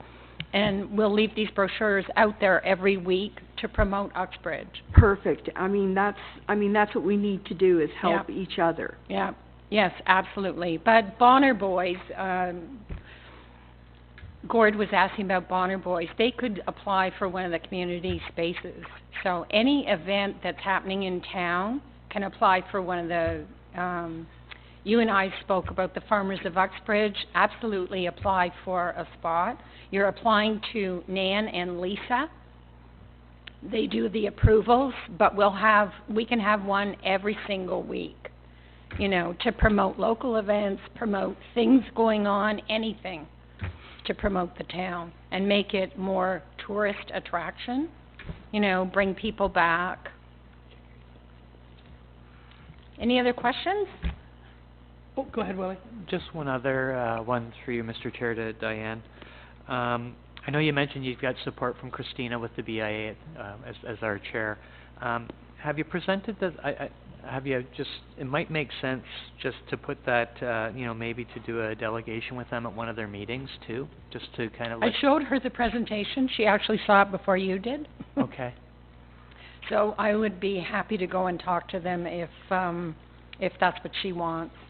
Yeah. Just sitting on the committee there, I think it's really helpful because I think you're aware our committee's quite passionate and seem to be definitely moving in the right direction, and there might be some ways that they can do more as you get into there to present what you're doing. You know. Well, a number of the sponsors are on your committee. Not mentioning any names. Not mentioning any names, okay. but yeah. A number of them are. Okay. Great. Thank you. Okay. Hey, Ben, can you come up for one question? I just have a quick question for you. So, and I'll ask it while you're walking. Can we make it so the farmers market, if it gets really busy, they can decide to close the road at any point during their Sunday morning market? It would have to be planned because we have to notify emergency services. So, but can't just up and close the road. But could we say that this road, could we say it's closed every Sunday between 9 and noon? And then some days it won't actually be closed? We need to say 9 and 3. Okay, because sorry, yeah. if we close the road, we'll put extra vendors there. Yeah, I think so. Yeah. Okay. I think we would, sorry to interrupt. Yeah. I think we probably have to get back to Joanne and Rob at the second wedge, given that they've got, you know, a significant amount of parking there, that they do have people that do drop-ins to the area, if they would be open to having it close every We're not Sunday. taking their parking, though. We are in the south parking lot only. Yes. They have north parking, and there is parking across the street. We don't take that parking. It's really farmers market customers, not second wedge customers, that are taking all the H.H. Good beside their red building. Yes.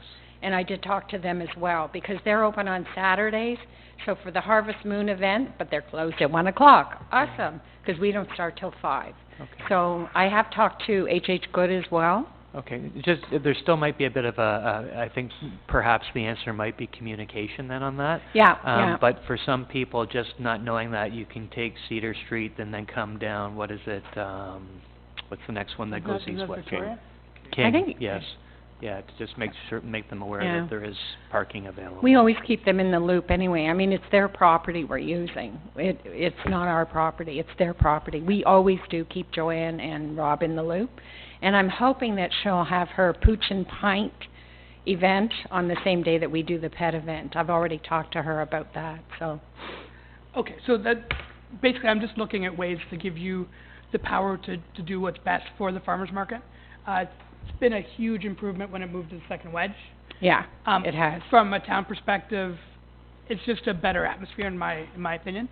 So why don't you, Diane, why don't you send it back to your committee that if they want us to do this, to communicate with the second wedge, and Okay. then we'll communicate with fire. In the meantime, can we get someone to support a motion for the 3 road closures from 9 until 3, is it, Diane? From 9 until 3?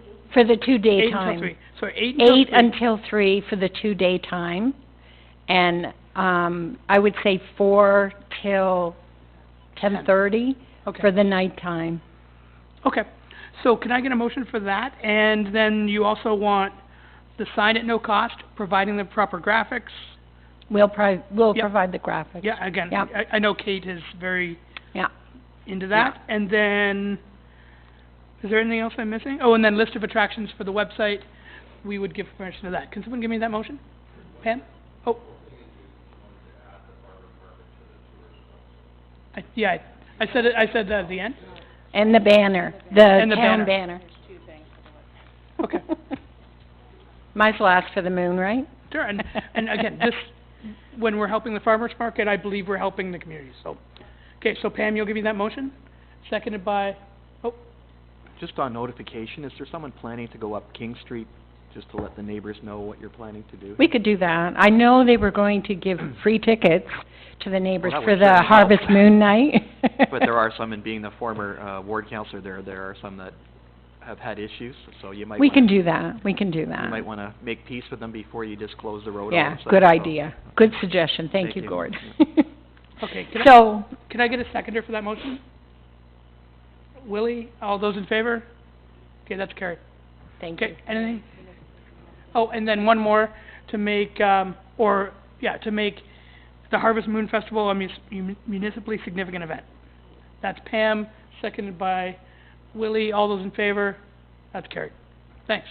Thank you for letting us have the road closed every week. Now, the one problem We haven't done with- that, we haven't done that yet. Oh, okay, You guys have to come back and request that, okay. and then we'll I'll talk decide. to the committee. Yeah. The one problem with closing the street and bringing other vendors, we're doing it for these 2 special events and the night market, but we need a 50% ratio of farmers, so I need a lot more farmers, Pam. Okay. If I can bring more vendors, I'm doing it for the 2 special events, but on a regular basis, if we bring more vendors, I have to have more farmers. We're already at quota. Okay, So, so again, come back to us with a request if you choose to do Okay. that. okay. And thank you very much, Diane. Thank Appreciate you. it. Okay, Ben, can you come up just quickly and give us a culvert update?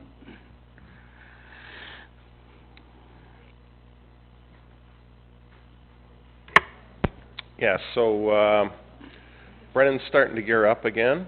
The signs are up. They started inside the buildings, doing the demolitions inside the buildings there today.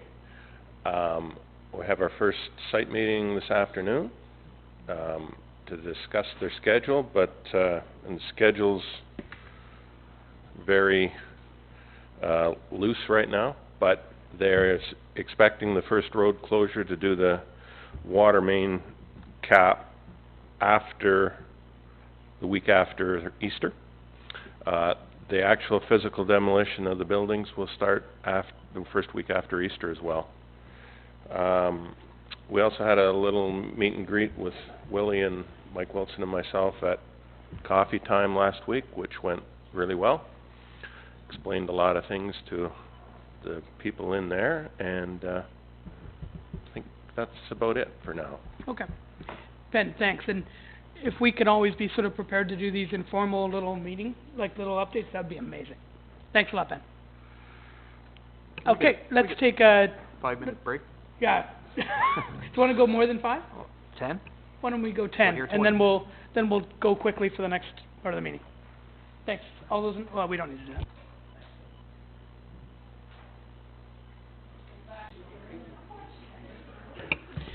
Hey, I'm gonna call this meeting back to order. Pam Beach. We're calling the meeting back to order here. First thing is item number 7 of the minutes. I think, just a second. Oh, no, this is correspondence, 176. This is from the Minister of Infrastructure and Community. Oh, we have to do the minutes first. Okay, sorry, let's do the minutes first. It's in a different order in my thing. Someone want to move the minutes? Gord, seconded by Gary. All those in favor? Carried. Next, oh, sure, yeah. Anything that makes me speak last is good. Correspondence item 176, Minister of Infrastructure and Communities, increase of gas tax fund. So, why don't you go first? Oh, okay. This is amazing news. Again, we came into some serious money a few weeks ago. We haven't made the announcements, but it was reported in the paper. We had our announcement on Friday. But this will allow us to do a lot more work than we had planned this year. And obviously that makes me very, very grateful. Now, we want to make sure that we're not quickly using these funds. We want to make sure that we really think about the return on investment that we make on this. So there will be more discussions on what we do with this money. And when we have really good data to give, we'll be passing that on to the press at one of these, either committee or council meetings. What do you want to say? My only comment was to build on that. So it's new money, it's targeted money. So there's very specific things that we can or can't use it on. It can't be used to roll back taxes or anything like that. It's to allow us to do projects that we otherwise weren't able to do. So we just need to recognize that. My motion then would be to receive and then refer to staff for follow-up. Yeah, can we spin your motion a little bit, saying refer to staff and the budget committee? Because, we're elected to make sure that we're using money extremely wisely, and we want to make sure that we're part of those discussions. Okay? Yeah. Okay, so I'll make that amendment. Thank you. Okay. Right, so, go ahead, Gordon. Just if I could add to that, I mean, this might be the opportune time for Ben to come back with an updated roads report, because a lot of these gas tax monies have to go to specific projects, as you mentioned. We just can't, hey, let's go spend some money. It has to meet certain criteria, so maybe if you could add that to your motion, that he comes back with a revised roads report. Sure, I'm okay with adding that. Friendly amendment? It'll be just a revision to the 2019 budget, so, yeah.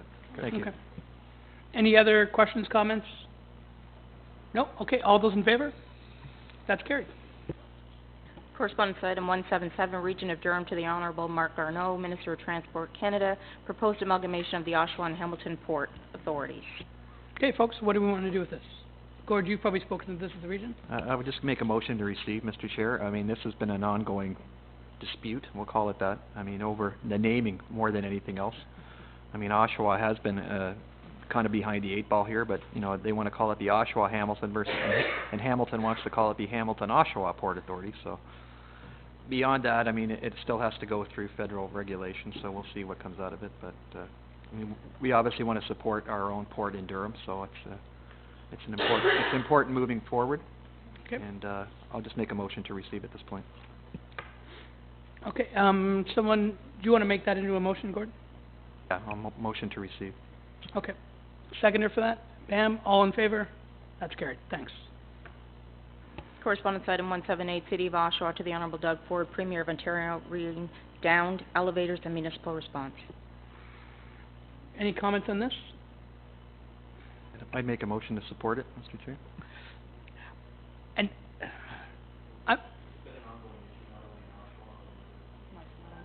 your mic's not on, Gord. Oh, this has been an ongoing issue in other municipalities. I guess we're fortunate that we don't have a lot of high-rise buildings where we need to be cognizant of this, but it is happening throughout Ontario, so. Yeah, go ahead, Willie. I was just going to say, as we look at development too, aging in place type of scenarios where you've got, if we continue to do townhomes, can they have elevators installed and looking after that thing. So I think as we look at development and how the piece comes about, I think, you know, we have to look at protecting our upcoming renters and seniors as we come forward. So I think it's great. It was an interesting read too. It was, you know, definitely something that we have to take into consideration now. Yeah. No, and I hear ya. My only concern on this is the return on investment for the building owners as well. You know, if all of a sudden, you know, you're legislating that overtime needs to be paid, and some of these buildings are struggling to stay afloat already, I was looking at it from a little bit different lens as well, so I think that has to be part of it. But again, let's make a motion and move forward. I don't think this will have a huge impact on on this moving forward, and it doesn't really affect Uxbridge in a meaningful way. Maybe in the future, right? And maybe we should look at, if there's going to be elevators, there should be 2. We might want to look at that from a I think village that's what they're looking at. They had to provide an alternate means of getting in. Because there are people with accessibility issues, and what happens to them when the elevator's out of service. So, I mean, it's an issue. It brings up a point. So should we amend that maybe to forward to, you know, some of our seniors' homes, Showbrook, just kind of as an FYI, or do we want to even go that far at this stage? I know that was one of the recommendations they had to kind of make them aware of what was going on. I'm just... Yeah. I'm sure they're probably aware. Okay.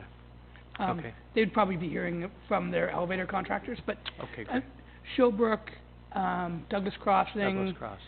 they all have multiple elevators. Yep. The one I'm thinking of is 220 Main has an elevator, but there's only one in the building. I'm trying to think of the other ones.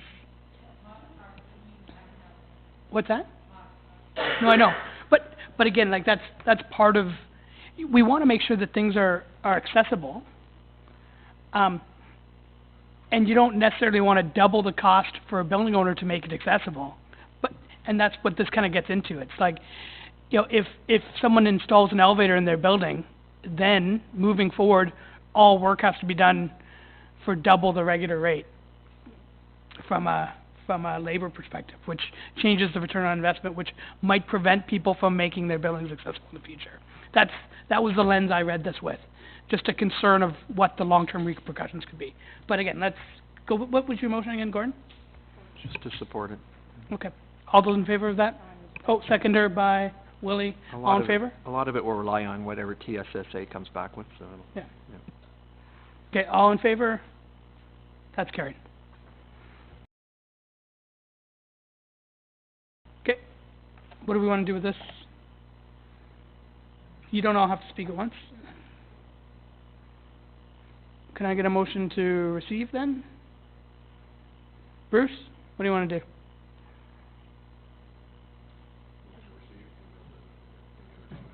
Okay. Received by Bruce, seconded by Pam. All in favor? Carried.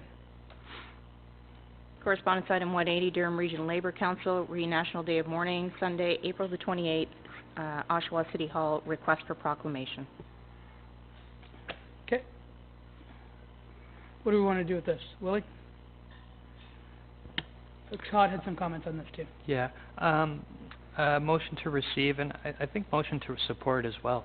I think it's a legitimate thing to respect people that have, you know, given their lives, unfortunately, and I'm sure that it would be meaningful to people, you know, families, friends of those people that have, you know, passed unexpectedly. Yep. Okay, can we get a seconder for the motion to support? That's by Pam. All those in favor? That's carried.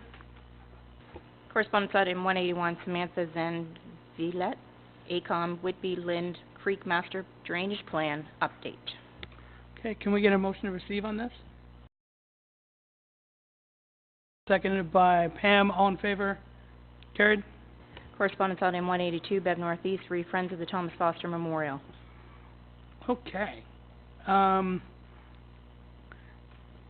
ahead, Willie. I was just going to say, definitely motion to receive. There wasn't really an ask in place other than just to review what we provide versus other assets that we have, which I think makes sense. It is, Thomas Memorial is one of our crown jewels that we have in the area. It is an asset of ours, so I think we should just maybe review budget, and as we think about, I don't know if it falls under the things that we could use some of our discretionary funding that we just received, but if we could look at what they're looking to do. Clearly, she's got some ideas in mind of some stuff that we should look to repair and support, so I'd like to kind of, I guess I'm making a motion to review it and receive and forward to staff, to see what needs to be done. Okay, go ahead, Gordon. Just to add to that, I think it might be the appropriate time to refer this to Amanda and come back with a status report on where they're at. I know there were some renovations that were ongoing, and just so the council's aware of what's happening there. I would amend my motion. You wanna amend that? Yeah. Now, the one thing I'm wondering about, the letter talks a lot about what they've done in the past, without any dates. I'm just curious on what the timelines have been in terms of funding for projects. I know that we're doing construction right now, so if you go up there... Well, I'm hoping that report would speak to that as well, because I know they do make contributions, but to your point, I don't know when or how much, or so that might be advisable if Amanda could bring us up to speed on what's been going on there. So. Yeah, because we received $3,479. Because there were issues in the last couple of councils where we had to do some structural repairs and so on, so it might be good to know where we're at and where we're going, so thank you. Yeah, I pulled the budget. We had $50,000 budgeted for 2017, another $50,000 for 2018. We received $3,479 in 2017. I didn't have the updated budget numbers, but I think most of that might have been movie rentals. So I don't know what we receive. Again, it's great that we have the Friends of the Foster Group. I'm just curious on what exactly they've been up to. And from a financial perspective, more than just this level of the Friends of the Foster, as well as the benefit we've received by, for this facility. I know it's it's a great tourist attraction. We just want to make sure that we're all working together to make this as great as it can possibly be. Yeah. You did, right? I did make a motion that, so I guess I could amend further if we want to. Do we want to have the Friends of the Foster present to us where they're at, bring a delegation in to talk to us about this? Because the other side here that Ms. Northeast seems to be saying, if you read the last bit, it is definitely repairs, but it also sounds like she's asking us to assist with advertising to promote. But I'm kind of speculating too. Yeah. So. I'd love it if you would amend your motion to include and ask for the financials of the Friends of the Foster, so we could see exactly what this group has been up to, from a fundraising perspective, and what benefit the Foster's been seeing from their efforts. Okay. Would you? I think hard black and white would be good, but does it make sense to have them present to us? It might be a better way to do it, just to have let's have a face-to-face. We're new council. I drove by it the other day to have a look at it, just to kind of see, and I did see that they were doing some some upgrades. So yeah, I'd be willing to make that amendment and possibly have them do a delegation for us to present where they're at and their vision too. I think it would be helpful to understand a forward vision of how they perceive things. It's had a lot of discussion over the last couple weeks, and having one of and obviously through the Friends of Foster, they clearly have a vision and appreciation for it that goes well beyond what I currently understand, and I'd love to hear it from them personally. Makes sense. Ingrid? I was just going to say that the agreement that the township has with the Foster Committee requires them to provide financials on an annual basis for the use of it. And I think I like the idea of putting together the report on where we're going, but also to capture all of those items that Bev Northeast has listed. Then you have something in history that speaks to when those contributions were made, and that could be part of Amanda's report. Sounds good. So we could get financials from Friends of the Foster, as well as a full breakdown of the Foster. And then invite them in. Yeah. And maybe the financials come first, so we understand it beforehand? Okay. Yeah, that would certainly expedite, so we'd have informed questions if they came before us. Yeah, okay. I would make that amendment. Are you okay with that, Madam Clerk? Okay. Okay, and then, guys, if anyone hasn't been through this facility, I would strongly recommend when you have an opportunity to go through it. It's a very, very unique building. I would suggest as well, if you plan to go and have a tour of the Foster, I would ask that you ask one of the friends of the Foster to take you in, because they have the stories that need to be told when you go through the Foster. Like we did when we first came on council and toured different facilities, can we have a little road trip up and have a tour through? Great. Yeah, do you want it before their deputation or after? I'm flexible. Okay. Just be a matter of timing when she's coming in and so on, Yeah, so. That'd be. And to arrange a tour. Willie's motion / essay? Okay, so all those in favor, let's shut this down. All those in favor of this motion? Oh, Pam just seconded, and then all those in favor. Okay. What's next? 183, Michelle Lee, request for bench next to the bus stop at Douglas Road and Toronto Street. I've got a note from Todd here, so he's sure. got a voice here. He'd like to have staff look at bus stops and address the issues across the township with the region, as accessibility and age-friendly transportation is a must. This should be addressed immediately, now that the good weather's upon us. So, just now we can speak around any other comments to do with this. Okay. Go ahead, Will. I think the other thing we just need to do is check in, because I know there's an expectation shortly of putting sidewalks in there that we requested as soon as possible come springtime. So I think we would want to receive forward to staff for recommendation, and to see if there's an opportunity to put something in there, and when, if there's an update as to when those sidewalks are going in. I'll second that motion. Okay. Can we add who we send it to? Not to staff, but can we send it to accessibility, age-friendly, DRT? Absolutely. Would it be referred to Ben, wouldn't it, to investigate with the three committees, as well as DRT? To your point, wouldn't it go to Ben rather than send it to all the committees, and then we have to herd that back up? If we send it to Ben, let him run point on it to gather the input from the committees. Yeah, and I don't disagree with you. I just think we have enough going through our budgets. My guess is if we send this to DRT, they will probably fund it as well. Oh, yeah.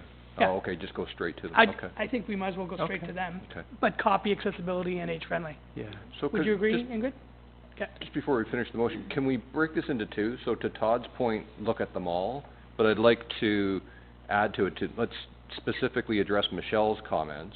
So receive for information, distribute, as you just said, for investigation on it. And I'd also like to, I'm so thankful she did this, to have staff send a reply back to her, thanking her for this idea. And then separately, as a separate motion, pursue Todd's issue. Is that okay? I'm fine with all that. Okay. Yeah. So, Willie, it's your area, so if you can just add that last part in, Yeah. I'd appreciate that. Yeah, I'd make a friendly amendment to that. I've been doing it all day. Another essay? If I could just make a comment, Mr. Chair. Of course. With the sidewalk, and you're absolutely right, you brought that point up, that may dictate where this bench can go once the construction is done. Like if they have to sink the sauna tubes or whatever, that'll dictate where that happens, so. Do we have a time on that? We didn't receive a timeline yet. I know when we last met with Ben about it, it was, we had asked if we could fast track it to move it forward, given the, obviously the sensitivity to the needs of the residents in that area. So we can check back on that. So and maybe find his out. report can speak to, once the sidewalk's in place, this is the best location for this proposed bench. And they could even pour the concrete right there and then if that's what needs to be done.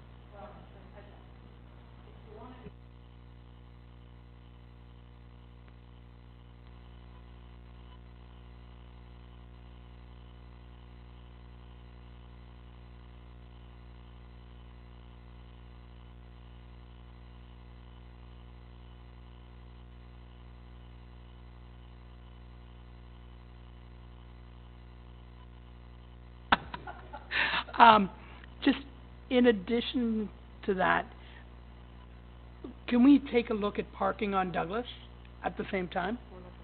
Okay. Okay, good. We actually were looking at marking the spots that are available on Douglas and also looking at whether we can create some additional spots by doing some boulevard work on Douglas. Okay. But putting the spots there so people don't end up finding themselves blocked in. Yep. We're on it. Good. Yeah. I love it when things happen Yeah, without me. I did a lap last week with Billy to just have a review, and Lucas has already walked the space there to have a look, to make a Okay. recommendation. Perfect. Okay, next. Okay, hold on. Oh, So, at the end of the day, what's the motion saying? okay. Willie, what's your motion? Slash essay.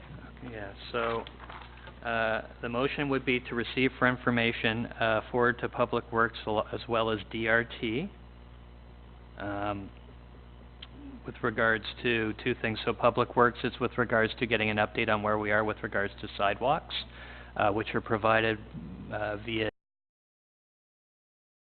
also to, and with regards to DRT, with regards to the possibility of them looking after the bench requirement that we're asking for the transit signage area there, and help me with the rest. So are we not doing age-friendly and accessibility? Yes, so that was the piece as well, my apologies.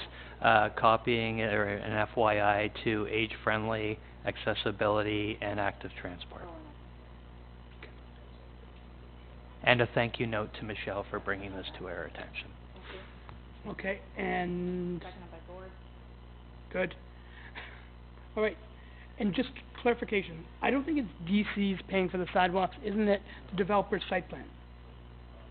Yeah, the site plan, the developers of those properties pay for sidewalks. Doesn't come from Yeah, it's DC. already paid. We've got the money Okay, for both, from both, yeah. okay, good. Okay, all those in favor? That's carried. When, you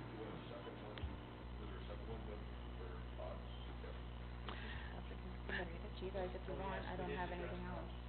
Yeah, well, you've got his notes too, why don't you jump in there, Willie? Oh, okay, so I can do that then.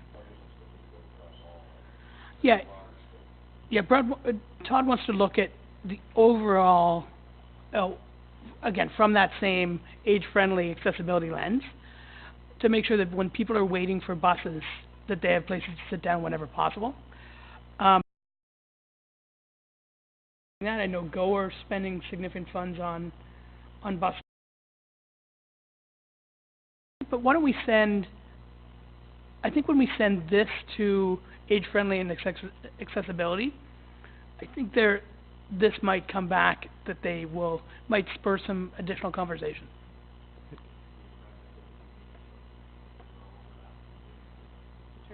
Oh, sorry, I thought it was on.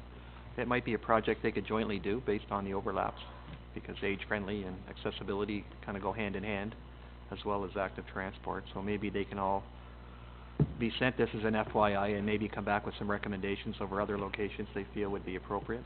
Yeah, just to your point, I don't want to extend this too long, but David, I know David Richardson is anxious to come in and just talk to you about the transit side of things, and so that's probably happening in parallel anyway, so maybe we Okay. just leave it. Okay. All right. Of course. Perhaps the best thing to do is to have a conversation with Durham Region Transit and ask them what their plans are for providing seating at bus stops. And perhaps the age-friendly, active transportation and accessibility committee have some input on what the priorities are, so that Durham Region Transit's not just putting them in at where they're putting them, we want them to put them in at the areas that are probably the most important. And that's where I think the local committees can actually provide some valuable input. Okay. Which would be our Durham Region Transit first, right? Yeah, and maybe from those groups, right? Okay, and I can certainly be the eyes and ears on that committee, in that group. No motion? No motion on that, I don't think. Okay, if we need one moving forward, we'll take it. Okay, what's next? We voted on that, right? On the first one? Yes. Yeah, okay. 184, Sarah Atek, request for sponsorship of the 16th Annual Starry Nights Dinner, Dance, and Auction, June 7th, 2019, at the Jubilee Pavilion, Oshawa. Go ahead, Willie. So I remember seeing this before, but I don't remember an action point or outcome from it. So just in the spirit of getting things moving, should we forward to Gulf Fund for recommendation? Yeah. I'll make that motion. Okay, seconded by, yeah, sure. Have we supported this in the past? I'm not certain, but the golf fund will find out if we did. Yeah, Okay. that would be one of our follow-ups at, the team, so we'll look into it. I mean, it is a little bit outside of our realm, but given that it is the Durham region, I think we should give it some consideration, and it's for a good cause, so we can certainly look into it. So, just so I know what to do with these things in the future, these come to me constantly. Would council support me sending these directly when people are looking for us to attend or fund these types of events? Send it directly to the golf fund to see if it meets their criteria? Okay. Okay. Good. So let's skip this step of having it on the agenda and go directly to golf fund. Do you support that, Willie? Well, Madam Clerk, is that an acceptable? That's actually the way it used to be. Okay. Is that when this stuff came in, we'd send it directly to the Gulf Fund, and then if the Gulf Fund funded it, fine. If they didn't, then the committee would have the option to still come back to council. The only other thing is to keep in mind, it is a bit of a promotion in terms of when it's on an agenda, it's public, and therefore it's going out to the public if they're looking for any promotion from the area. But anyway, it certainly can go directly to the Gulf Fund. A lot of these I get, Laura gets a bunch as well, so I just look to your direction in terms of how you want to handle it going forward. And further to that, if it goes beyond the maximum that the golf committee has, they will bring it back to council as well if they're asking for an amount beyond, but we would bring it back to council. Okay. How about this instead then? What if I send, when these come in to Laura or Deb or myself, we send them directly to the golf fund, the things that we're going to support, just run through the agenda with an FYI. Is that all right? I'm okay with that. Deb, that works for you? Okay. Let's do it that way, so we know where the monies are going throughout the year, not just on an annual report. And then there's a process that these follow, so when they come through, I know where to send it. Mr. Chair, sorry, Your Worship, through you, in terms of lumping these with requests coming for us to buy a table or a ticket or a number of tickets, these are handled a little bit differently because typically if we're buying a table for something, it's coming out of, it's charged individually to the councillors that are wishing to attend the event versus in a case like this where you're just referring something to the golf fund, so you just have to be careful in that respect. Okay. Fair enough. Well, anyway, we'll work out a process with all these things and then make sure that they run through an agenda when it makes the most sense. Okay. Seconded by Willie, I think it was your motion.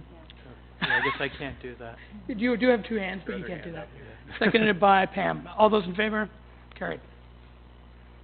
Correspondence item 185, Joanne Richter, request for approval to erect a temporary tent at the Second Wedge Brewery, 14 Victoria, during the Springtide event, April 25th and 26th. Okay. Now, do they need to be municipally significant for this event? I think we already. provided that to them when they did their piece earlier. Okay. Moved by Pam, seconded by... Sure. So the tent, I'm just thinking, Springtide last year was entirely on their gravel parking lot area, I think. But a part of that's our property. Okay. So is this just bigger and now going on to the street itself? Just gotta ask, is there, go ahead. Yeah, I think in the past, they asked for permission to have the stage on our road allowance. Yeah. This time they want it to be covered because of the time of year. Yeah. I think they learned a few things. So maybe this is similar to like Wixon's and so on where they have their event, but I'm just thinking, is there any issue of putting a tent up? It's an event where there will be alcohol consumption. Is there any issue with a tent being on a municipal road where people are drinking? Is there a liability issue here anywhere? Yeah, but they've got insurance. It would So I just think be we're covered. big liability. Yeah. Just asking. Yep. Is the actual tent going on our property though? Or is it the Second Wedge property it's going on? I think the only other thing we'd have to be concerned about is in terms of if there's a building permit required, like making sure that they're abiding by any of the policies required. If the stage or anything like that is going on municipal property, then they'd have to make sure, I'm assuming they'll have to comply with our stage protocol, policy, if it's on our property. If it's not, then... It's on the road allowance, and it says, they have submitted an application to the township, including drawings, site plan, and payment, and they will comply with all regulations. Okay, so if council gives approval, then we just have to make sure they're complying with our policies. Gary? Does their license extend to something like this, or do they have to apply for a special occasion permit? They've already asked to be a municipally significant event, so yes. Okay, can we get a motion? Gord? I'll support it, Mr. Chair, with the assumption, as clerk has said, that they abide by our regulations and so forth. Okay, seconded by Pam, all in favor? That's carried. We've got minutes again. Are you taking them? Yeah, okay, so, for the committee reports, we've got number 4, number 5, and then we've got a report from Christina.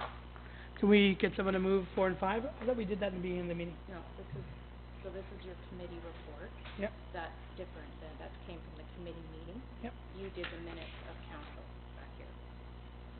See, I didn't see that on my, okay, there, okay. Fair enough. So, can someone move the committee reports? Yeah, I had some amendments, the clerk's already aware of it, so I'll just move the number 4 and number 5 as amended. Okay. Seconder on that? Willie, all in favor? All in favor again? Sorry, I missed it. Okay, yeah, carried.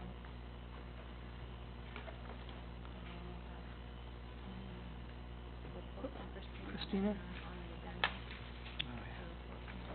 Okay. And then this correspondence that we looked at this morning for that, The vigil. Okay, so let's first do Christina's report. This is, BL 0319. Comments, questions on this report? It's about the tree bylaw. Gord? This is what I referred to in my opening comments about the, I call it the tree bylaw. They got a fancy name now, the Woodland Conservation Management Bylaw, but it's the same thing. These are the revisions that the township is submitting to the region on our behalf, so I'll move the recommendation, Okay. unless anybody has any questions. I have a couple comments on this. If you look at what Markham have been doing when there's development applications and there's trees that have been deemed to be protected, they put snow fence around the root systems. I'd like to ensure that when we're doing things like that, if something's supposed to be protected, that it's actually protecting it and not running heavy equipment over the root systems or digging around. Pam? Or having things disappear late on a Friday or a Saturday. Oops, we didn't know we weren't supposed to touch those trees, because that's happened far too often here. So, now we had this come by and we sent it to the environmental committee, I think, a couple weeks ago. Let's see what they come up with. A lot of the members that municipalities, so maybe we can leave that out of this now and see what they come back with. Yes. Through your worship, actually, this would not be the bylaw that would address that, because this is for large woodlots. As Christina explained, if there was something specific we wanted to get into locally that is below the hectare, basically where they set the bar in terms of what they would deal with, if we wanted to get into that locally, then we would have to do our own bylaw. And it could get perhaps that specific, in terms of protection and that kind of thing. But this would only be for larger woodlots. Okay. Not anything individually for a small in-town lot, for example. Okay. So, Gord, what was your motion? I can't remember. Just a question, though, through you to Deb. Would we default then to the region's provisions below the 1 hectare? Because we don't have a standalone bylaw? We wouldn't default below, because Like it's within our jurisdiction, but would we follow their over, guidelines. over and above, oh, we certainly could. Yeah, Yeah, so we we could don't have to model it create a after new that. one below it. Sure, Yeah, okay, if thanks. that's council's direction. I think that's what we do now, as far as I'm aware, but maybe not. Just more of an FYI, it's not a, this is the bylaw, it's coming back, as you will see at Region, right, so it will be coming. Okay, so you had a motion to receive on this, I think, right? Move the recommendation. Move the recommendations, okay. Let me look at what those are. Oh, the recommendations are that that we receive it? And Oh, okay. Oh, yeah, I cut that off with that. Okay, so moved by Gord, seconded by Willie. Did you second that? Okay. All those in favor? Carried. Next, we have, this is report number, PWP 6119 from Ben, and this is in regards to the Planks Lane Engineering. If you look I think under we the- have to lift this, right? Because this was previously, Oh, yeah, this is, it was Okay. previously tabled. So I can give some background on this. sure, please do. I spoke with, Oh, lift it first. Moved Motion to by lift. Willie, seconded by Gord, all in favor, carried. so I spoke with Ben about this and, with him not being here. So this was brought in last year, prior to the election. They came in over budget and council went into lame duck. So they just tabled it and stepped away from it. In our 2019 budget, Ben has told me that this is included in our current budget. So that's why he came forward with this and with the recommendations that he has received for information, and that through the delegation of authority, the CAO will award RFP U1824 for Planks Lane engineering. Okay, go ahead, Ingrid. A little bit more to it than that. The other part of it was, part of this consulting work, unless it's changed, was also to take a look at the school's properties on Planks Lane. And council at the time said if the school has an issue with traffic flow on their own properties, we shouldn't be using municipal taxpayers' money to be spending it on school properties that should be funded by the Board of Education. So that was the other piece, and those of you that were on council at the time may remember that discussion, that there was concern about that. I don't know if it's still included in the scope, but if it is, it was suggested by the previous council that Ben reach out to the school board and talk to them about whether or not they would pay their proportionate share for the work that might take place looking at their properties and how they interface with our road. So maybe that's something. Because it's a little bit different on the second page of his, part of the submitted proposals, is saying they will not require any work on school board property, so that's a little bit different. Okay. Right, now, is this still a major issue? I know it was when the high school and Joseph Gould had the same bell times. There's now a significant gap in the busy times for both those schools. Bruce, is this a big issue right now? I haven't heard anything about it for quite a while. I haven't gone by during school hours to see if it's changed at all, but I've had zero complaints about it. And it used to be, we used to hear a lot about this in the previous council. I'm just concerned, this is a significant amount of money. Depending on which of these three choices we make, this is just engineering. This could be a $2 or $3 million project. This is the entire street, though. This isn't just the part in front of it. This is the engineering looking at each one, and it's going to be, the build is actually going a block per year over, was it 4 years or 5, whatever the total number of blocks are. Yeah. And it's and the region's involved in it as well because of the whole sewage and water change as well. Yeah. I'm just... Okay, so, again, this is a council decision. I think we want to take a really good look at this before we jump on the road of spending significant funds here. Would anyone feel comfortable giving me a motion to table it? I think to your point, Willie, we've done that, done the investigation, put it out for bid. The recommendation is, I'm having trouble finding my copy here, but Oh, I have one. of the, I think it's gone with the low bid, right? The 110, whatever it was? Okay, thanks. So if we table it, the next steps, just so I understand, Ingrid, what was your direction on that? Well, if you tabled it and just bring it back next week, you could do that. So why are we tabling it? Okay. Just to make sure this is a project that we actually, so we're gonna pay for engineering on this. Anything we engineer is gonna be significantly, it's gonna be a big project that will have fairly major consequences on this area. Just before we move forward and want a bunch of engineering work done, let's make sure we actually wanna make significant changes on that area. Again, if you're not hearing about issues and I'm not hearing about issues. Okay, the only thing I'm not hearing issues about is traffic flow. The rest of the street is a wreck. It's a horrible street, falling apart. So I don't think there's any question that the whole street needs to be done. My only comment, to be very clear, was only, I've not had any complaints about, school traffic flow. I get lots of comments from people who are concerned about the condition of the street and the dirt that's flying up and all kinds of things. So I mean, this has been planned for years and it's in the budget, and the street has now made it to its turn on, you know, through the number of streets that are being developed, and I can't see any reason to slow this down at this point. And my thoughts aren't, the engineering though is to redesign traffic flows and look at alternatives on this area. I'm just saying, if we don't have any issues, does it make sense to spend, you know, a significant portion of money to engineer it, anywhere between $100,000 and $300,000, depending on which bidder we go with? Does it make sense to move forward with engineering if all we really want to do is repave it?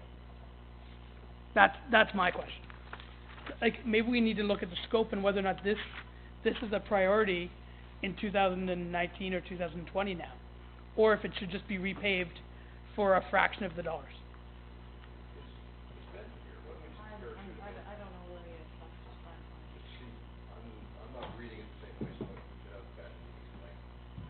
Go ahead, Gordon. Just a comment, you know, and I don't recall the details specifically, maybe we do need Ben up here to comment on it. The reason it was tabled was for that very reason. It was lame duck. It was 30-odd thousand over budget. So we thought that council could not make that decision, and it was moved to this council to deal with it, so. So maybe if we can't get a hold of Ben, we retable it for a week as you're suggesting and get the info. Yeah. If we need to revisit it, and I think that's where you're going, is that a necessity, then we cover it at that point, but. Yeah. I think it's a fair comment for council. The reason we're dealing with it now is because it was tabled, right, so. Where does it say, sometimes I'm just scanning over words, I don't see anything on here talking about traffic flows. First part of the technical approach includes such as methodology, experience, and innovative technology, so they're talking about the scoring system. That's how you're Right. That's how you're looking at the bids. I understand that. So let's just wait and see if we can get Ben up here, because to me, this isn't, an engineering report to study traffic flow, it's an engineering report. I think he just references traffic issues in the second last, paragraph on the second page. Last sentence, only meant to try to deal with the existing traffic issues we have now. And I think he's broadly referencing that, but it could be perceived to be school-related. Let's find out what he Yeah. says. A lot, from what I remember on this one, this is more about a redesign of how this street operates, more than, you know, where exactly the pipes go. Okay, Ben's out in the field, but he'll be here in 5 minutes, so how about we just move on? Yep. And come back to it. Okay. Yeah. Okay, what's the next one then? I think the next one is that email we received this morning, that you can speak to if you want, Bruce. I think it's this one, isn't it? Yes, this is about the cadets and giving them permission. Well, we didn't make a motion on your announcement. So, we received an email this morning, so this is being walked onto the agenda. This is to allow the cadets from, number 76 to do a vigil tomorrow. And, there's a motion that we can look at from last year. But, from 7 PM until, where'd that go again? Went to Inco upstairs. Yeah, but they texted me this morning, Bruce and I. They had a request in years past about parading from the Legion. I don't know if that's included in the ask or not. I think For we this were, event, for the VIMI? They- we're okay with it. They don't do that now. Right now, they're just, I they think we were basically wet okay the with the cars and- actual Yeah, cenotaph piece. It was the parading part we had some issues Oh, with. okay. yeah. So, Here's if the it- motion from last year, if you don't mind.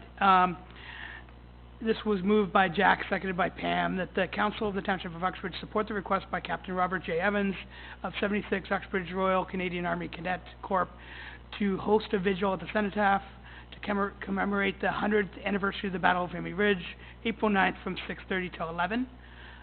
So this would be can we get a very similar, motion for the 101st anniversary? Yeah, I'd like to make it. Okay, moved by Bruce, seconded by Pam, all in favor? Carried. And Ben? Dun, dun, dun, dun. Nice. Ben, we're talking about Planks Lane Engineering. Can you explain what you want us to do? Approve my I thought we did. report. Oh, sorry. All those in favor of the last motion?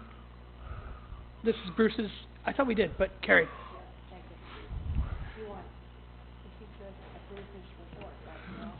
Well, No. so you gotta change the recommendation a bit because that was lame duck.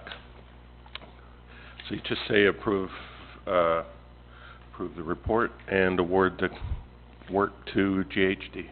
So Ben, I did provide the background that you provided to me. I think where we were, I think Councillor Garrett was looking for some background as to with regards to traffic issues that we were encountering.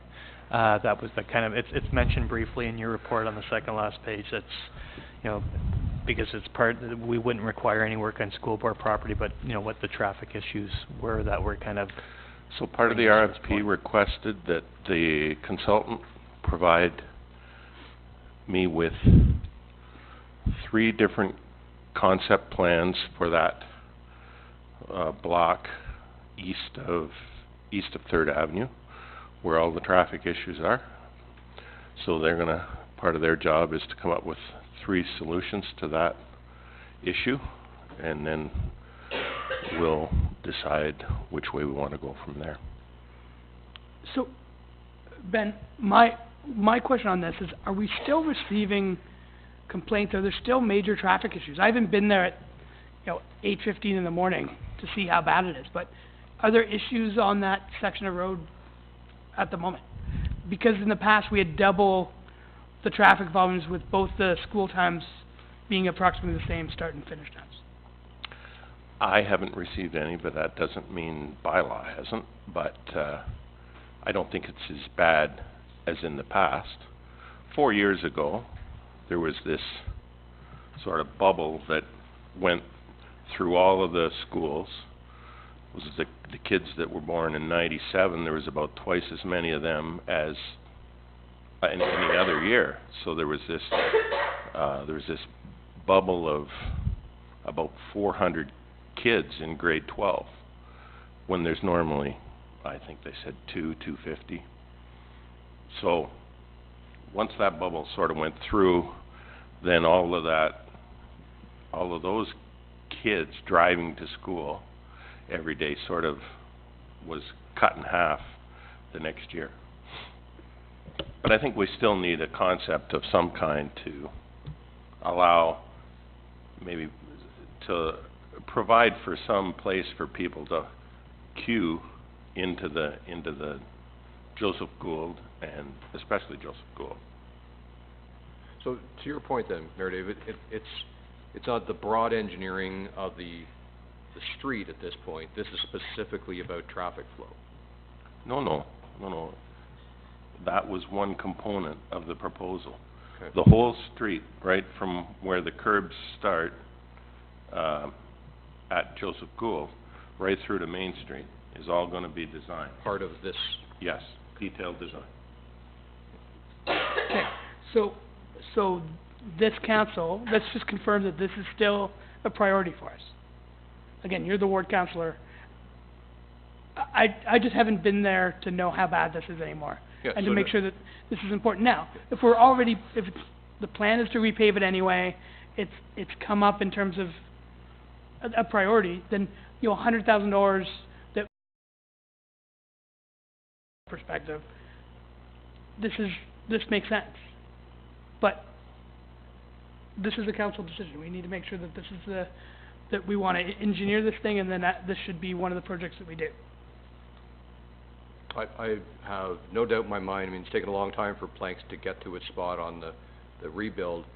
I don't have any issue, I've had no issues as far as traffic flow from a state of repair of that road. I heard about it in spades during the election, I've heard about it since, that it needs to be rebuilt. And that, I'm not saying it doesn't. I'm saying it doesn't need to be re-engineered or just repaved. Go ahead. Through you to Ben, the reason this was tabled, right, was because we were lame duck and there was a shortfall in the funding, is that Correct. correct? So unless we're going in a completely different direction here, all we're doing is approving the 30-odd thousand, is that what you're telling me? Yeah, there was, I think Which you budgeted for I think there was already. 75,000 budgeted the year before, Right. and, there was 75,000 budgeted last year, and this is just Just to top it up to the top it 108. off to get to the tender amount. And you've already accounted for that in your 2019 budget, right? Yes, it's already been approved in the budget.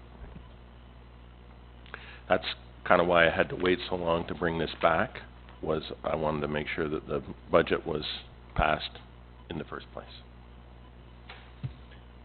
Okay, so, Someone give me a motion. like I say, to move it along, then I'll make a motion to follow the recommendation to receive for information, and through the delegation of authority, the CEO will award that RFP. So, you gotta change that a bit, because you don't need the delegation anymore. So you just need to approve the quote from GHD for Plank Street Engineering. Okay, and I have a feeling Ingrid wants to say something.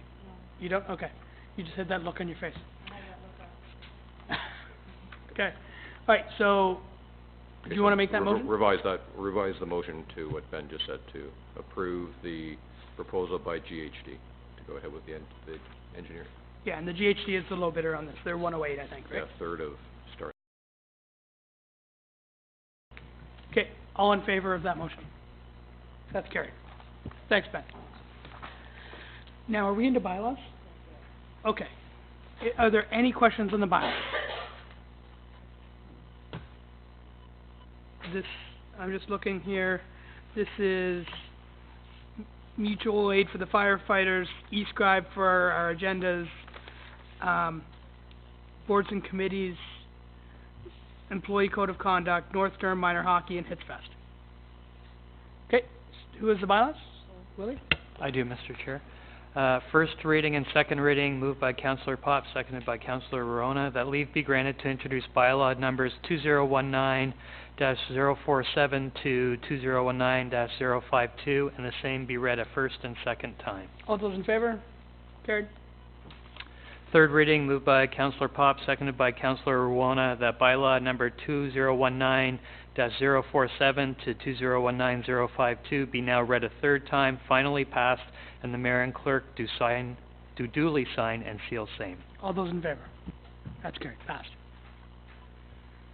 All right, then we are, oh no, we have a couple more things here, don't we? Going into camp. Okay, so.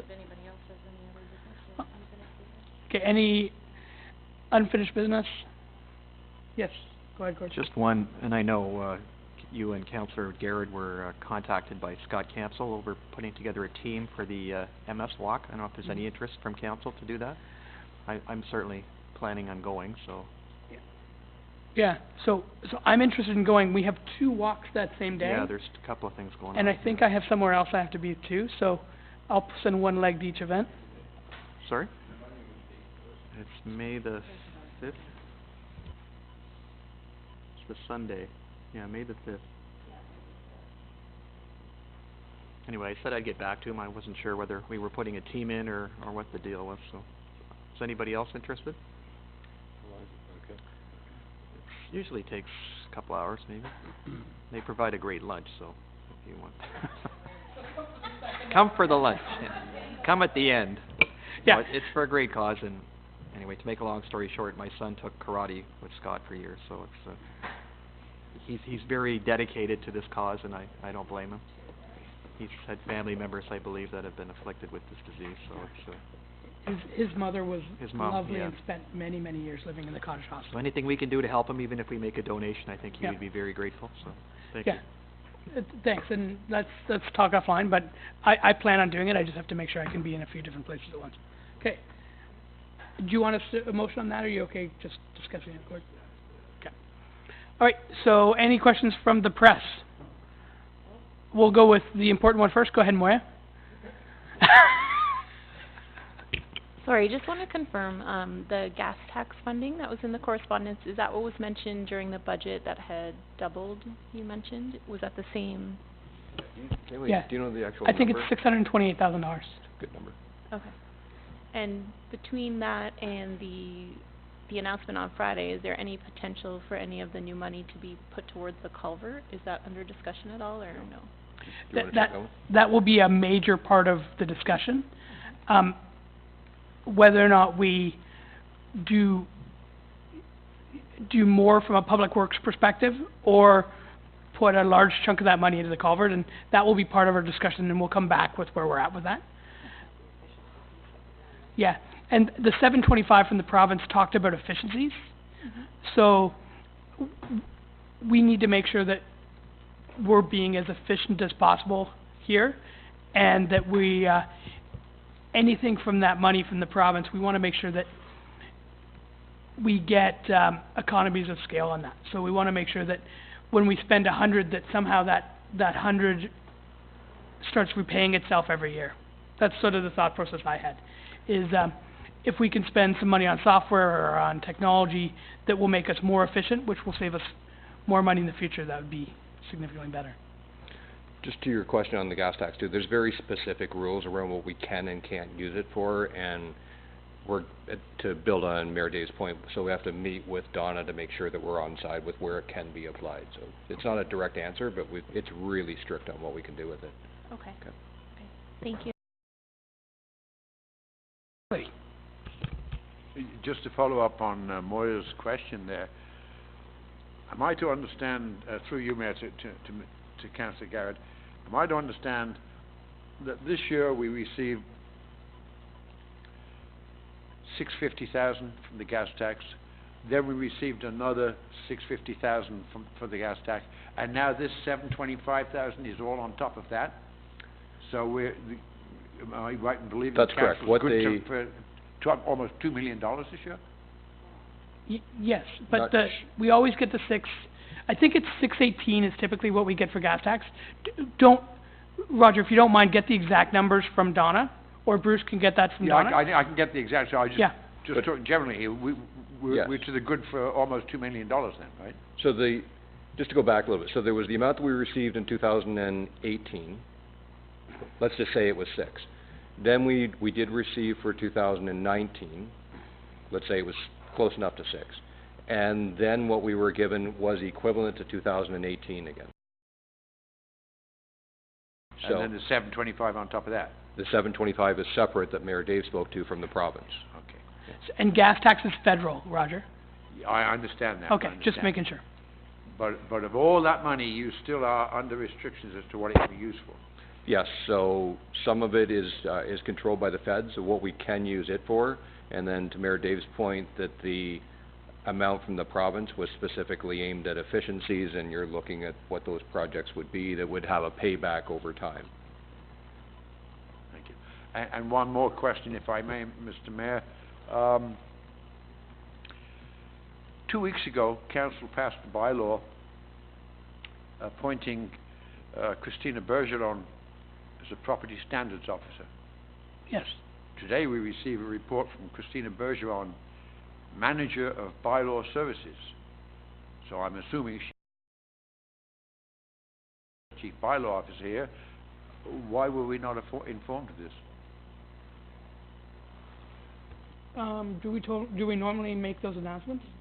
Okay. We don't typically make those announcements, but we would be very happy to, we should bring her in and introduce her to or we could bring her in tonight at the meeting. That would be a nice friendly atmosphere.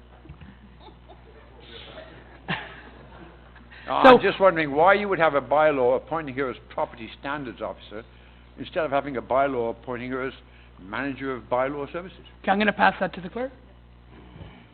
Through your worship, there were two bylaws on the agenda. If you look further, is one to appoint her as a property standards officer, which is done under a different act. Then there's also one appointing her as law enforcement officer. So there's actually two, and basically what that does is allow her to act under those particular pieces of legislation. Her position is the manager of bylaw services, which also includes animal control. Okay? Are there any other questions? Okay, questions from you, Diane? Okay. All right, so we're going to go into camera. Thank you very much for coming. We appreciate it. If you have any questions you didn't think of, Roger, Moya, Evelyn, reach out anytime. Thank you. Yeah, let's do a 5-minute break.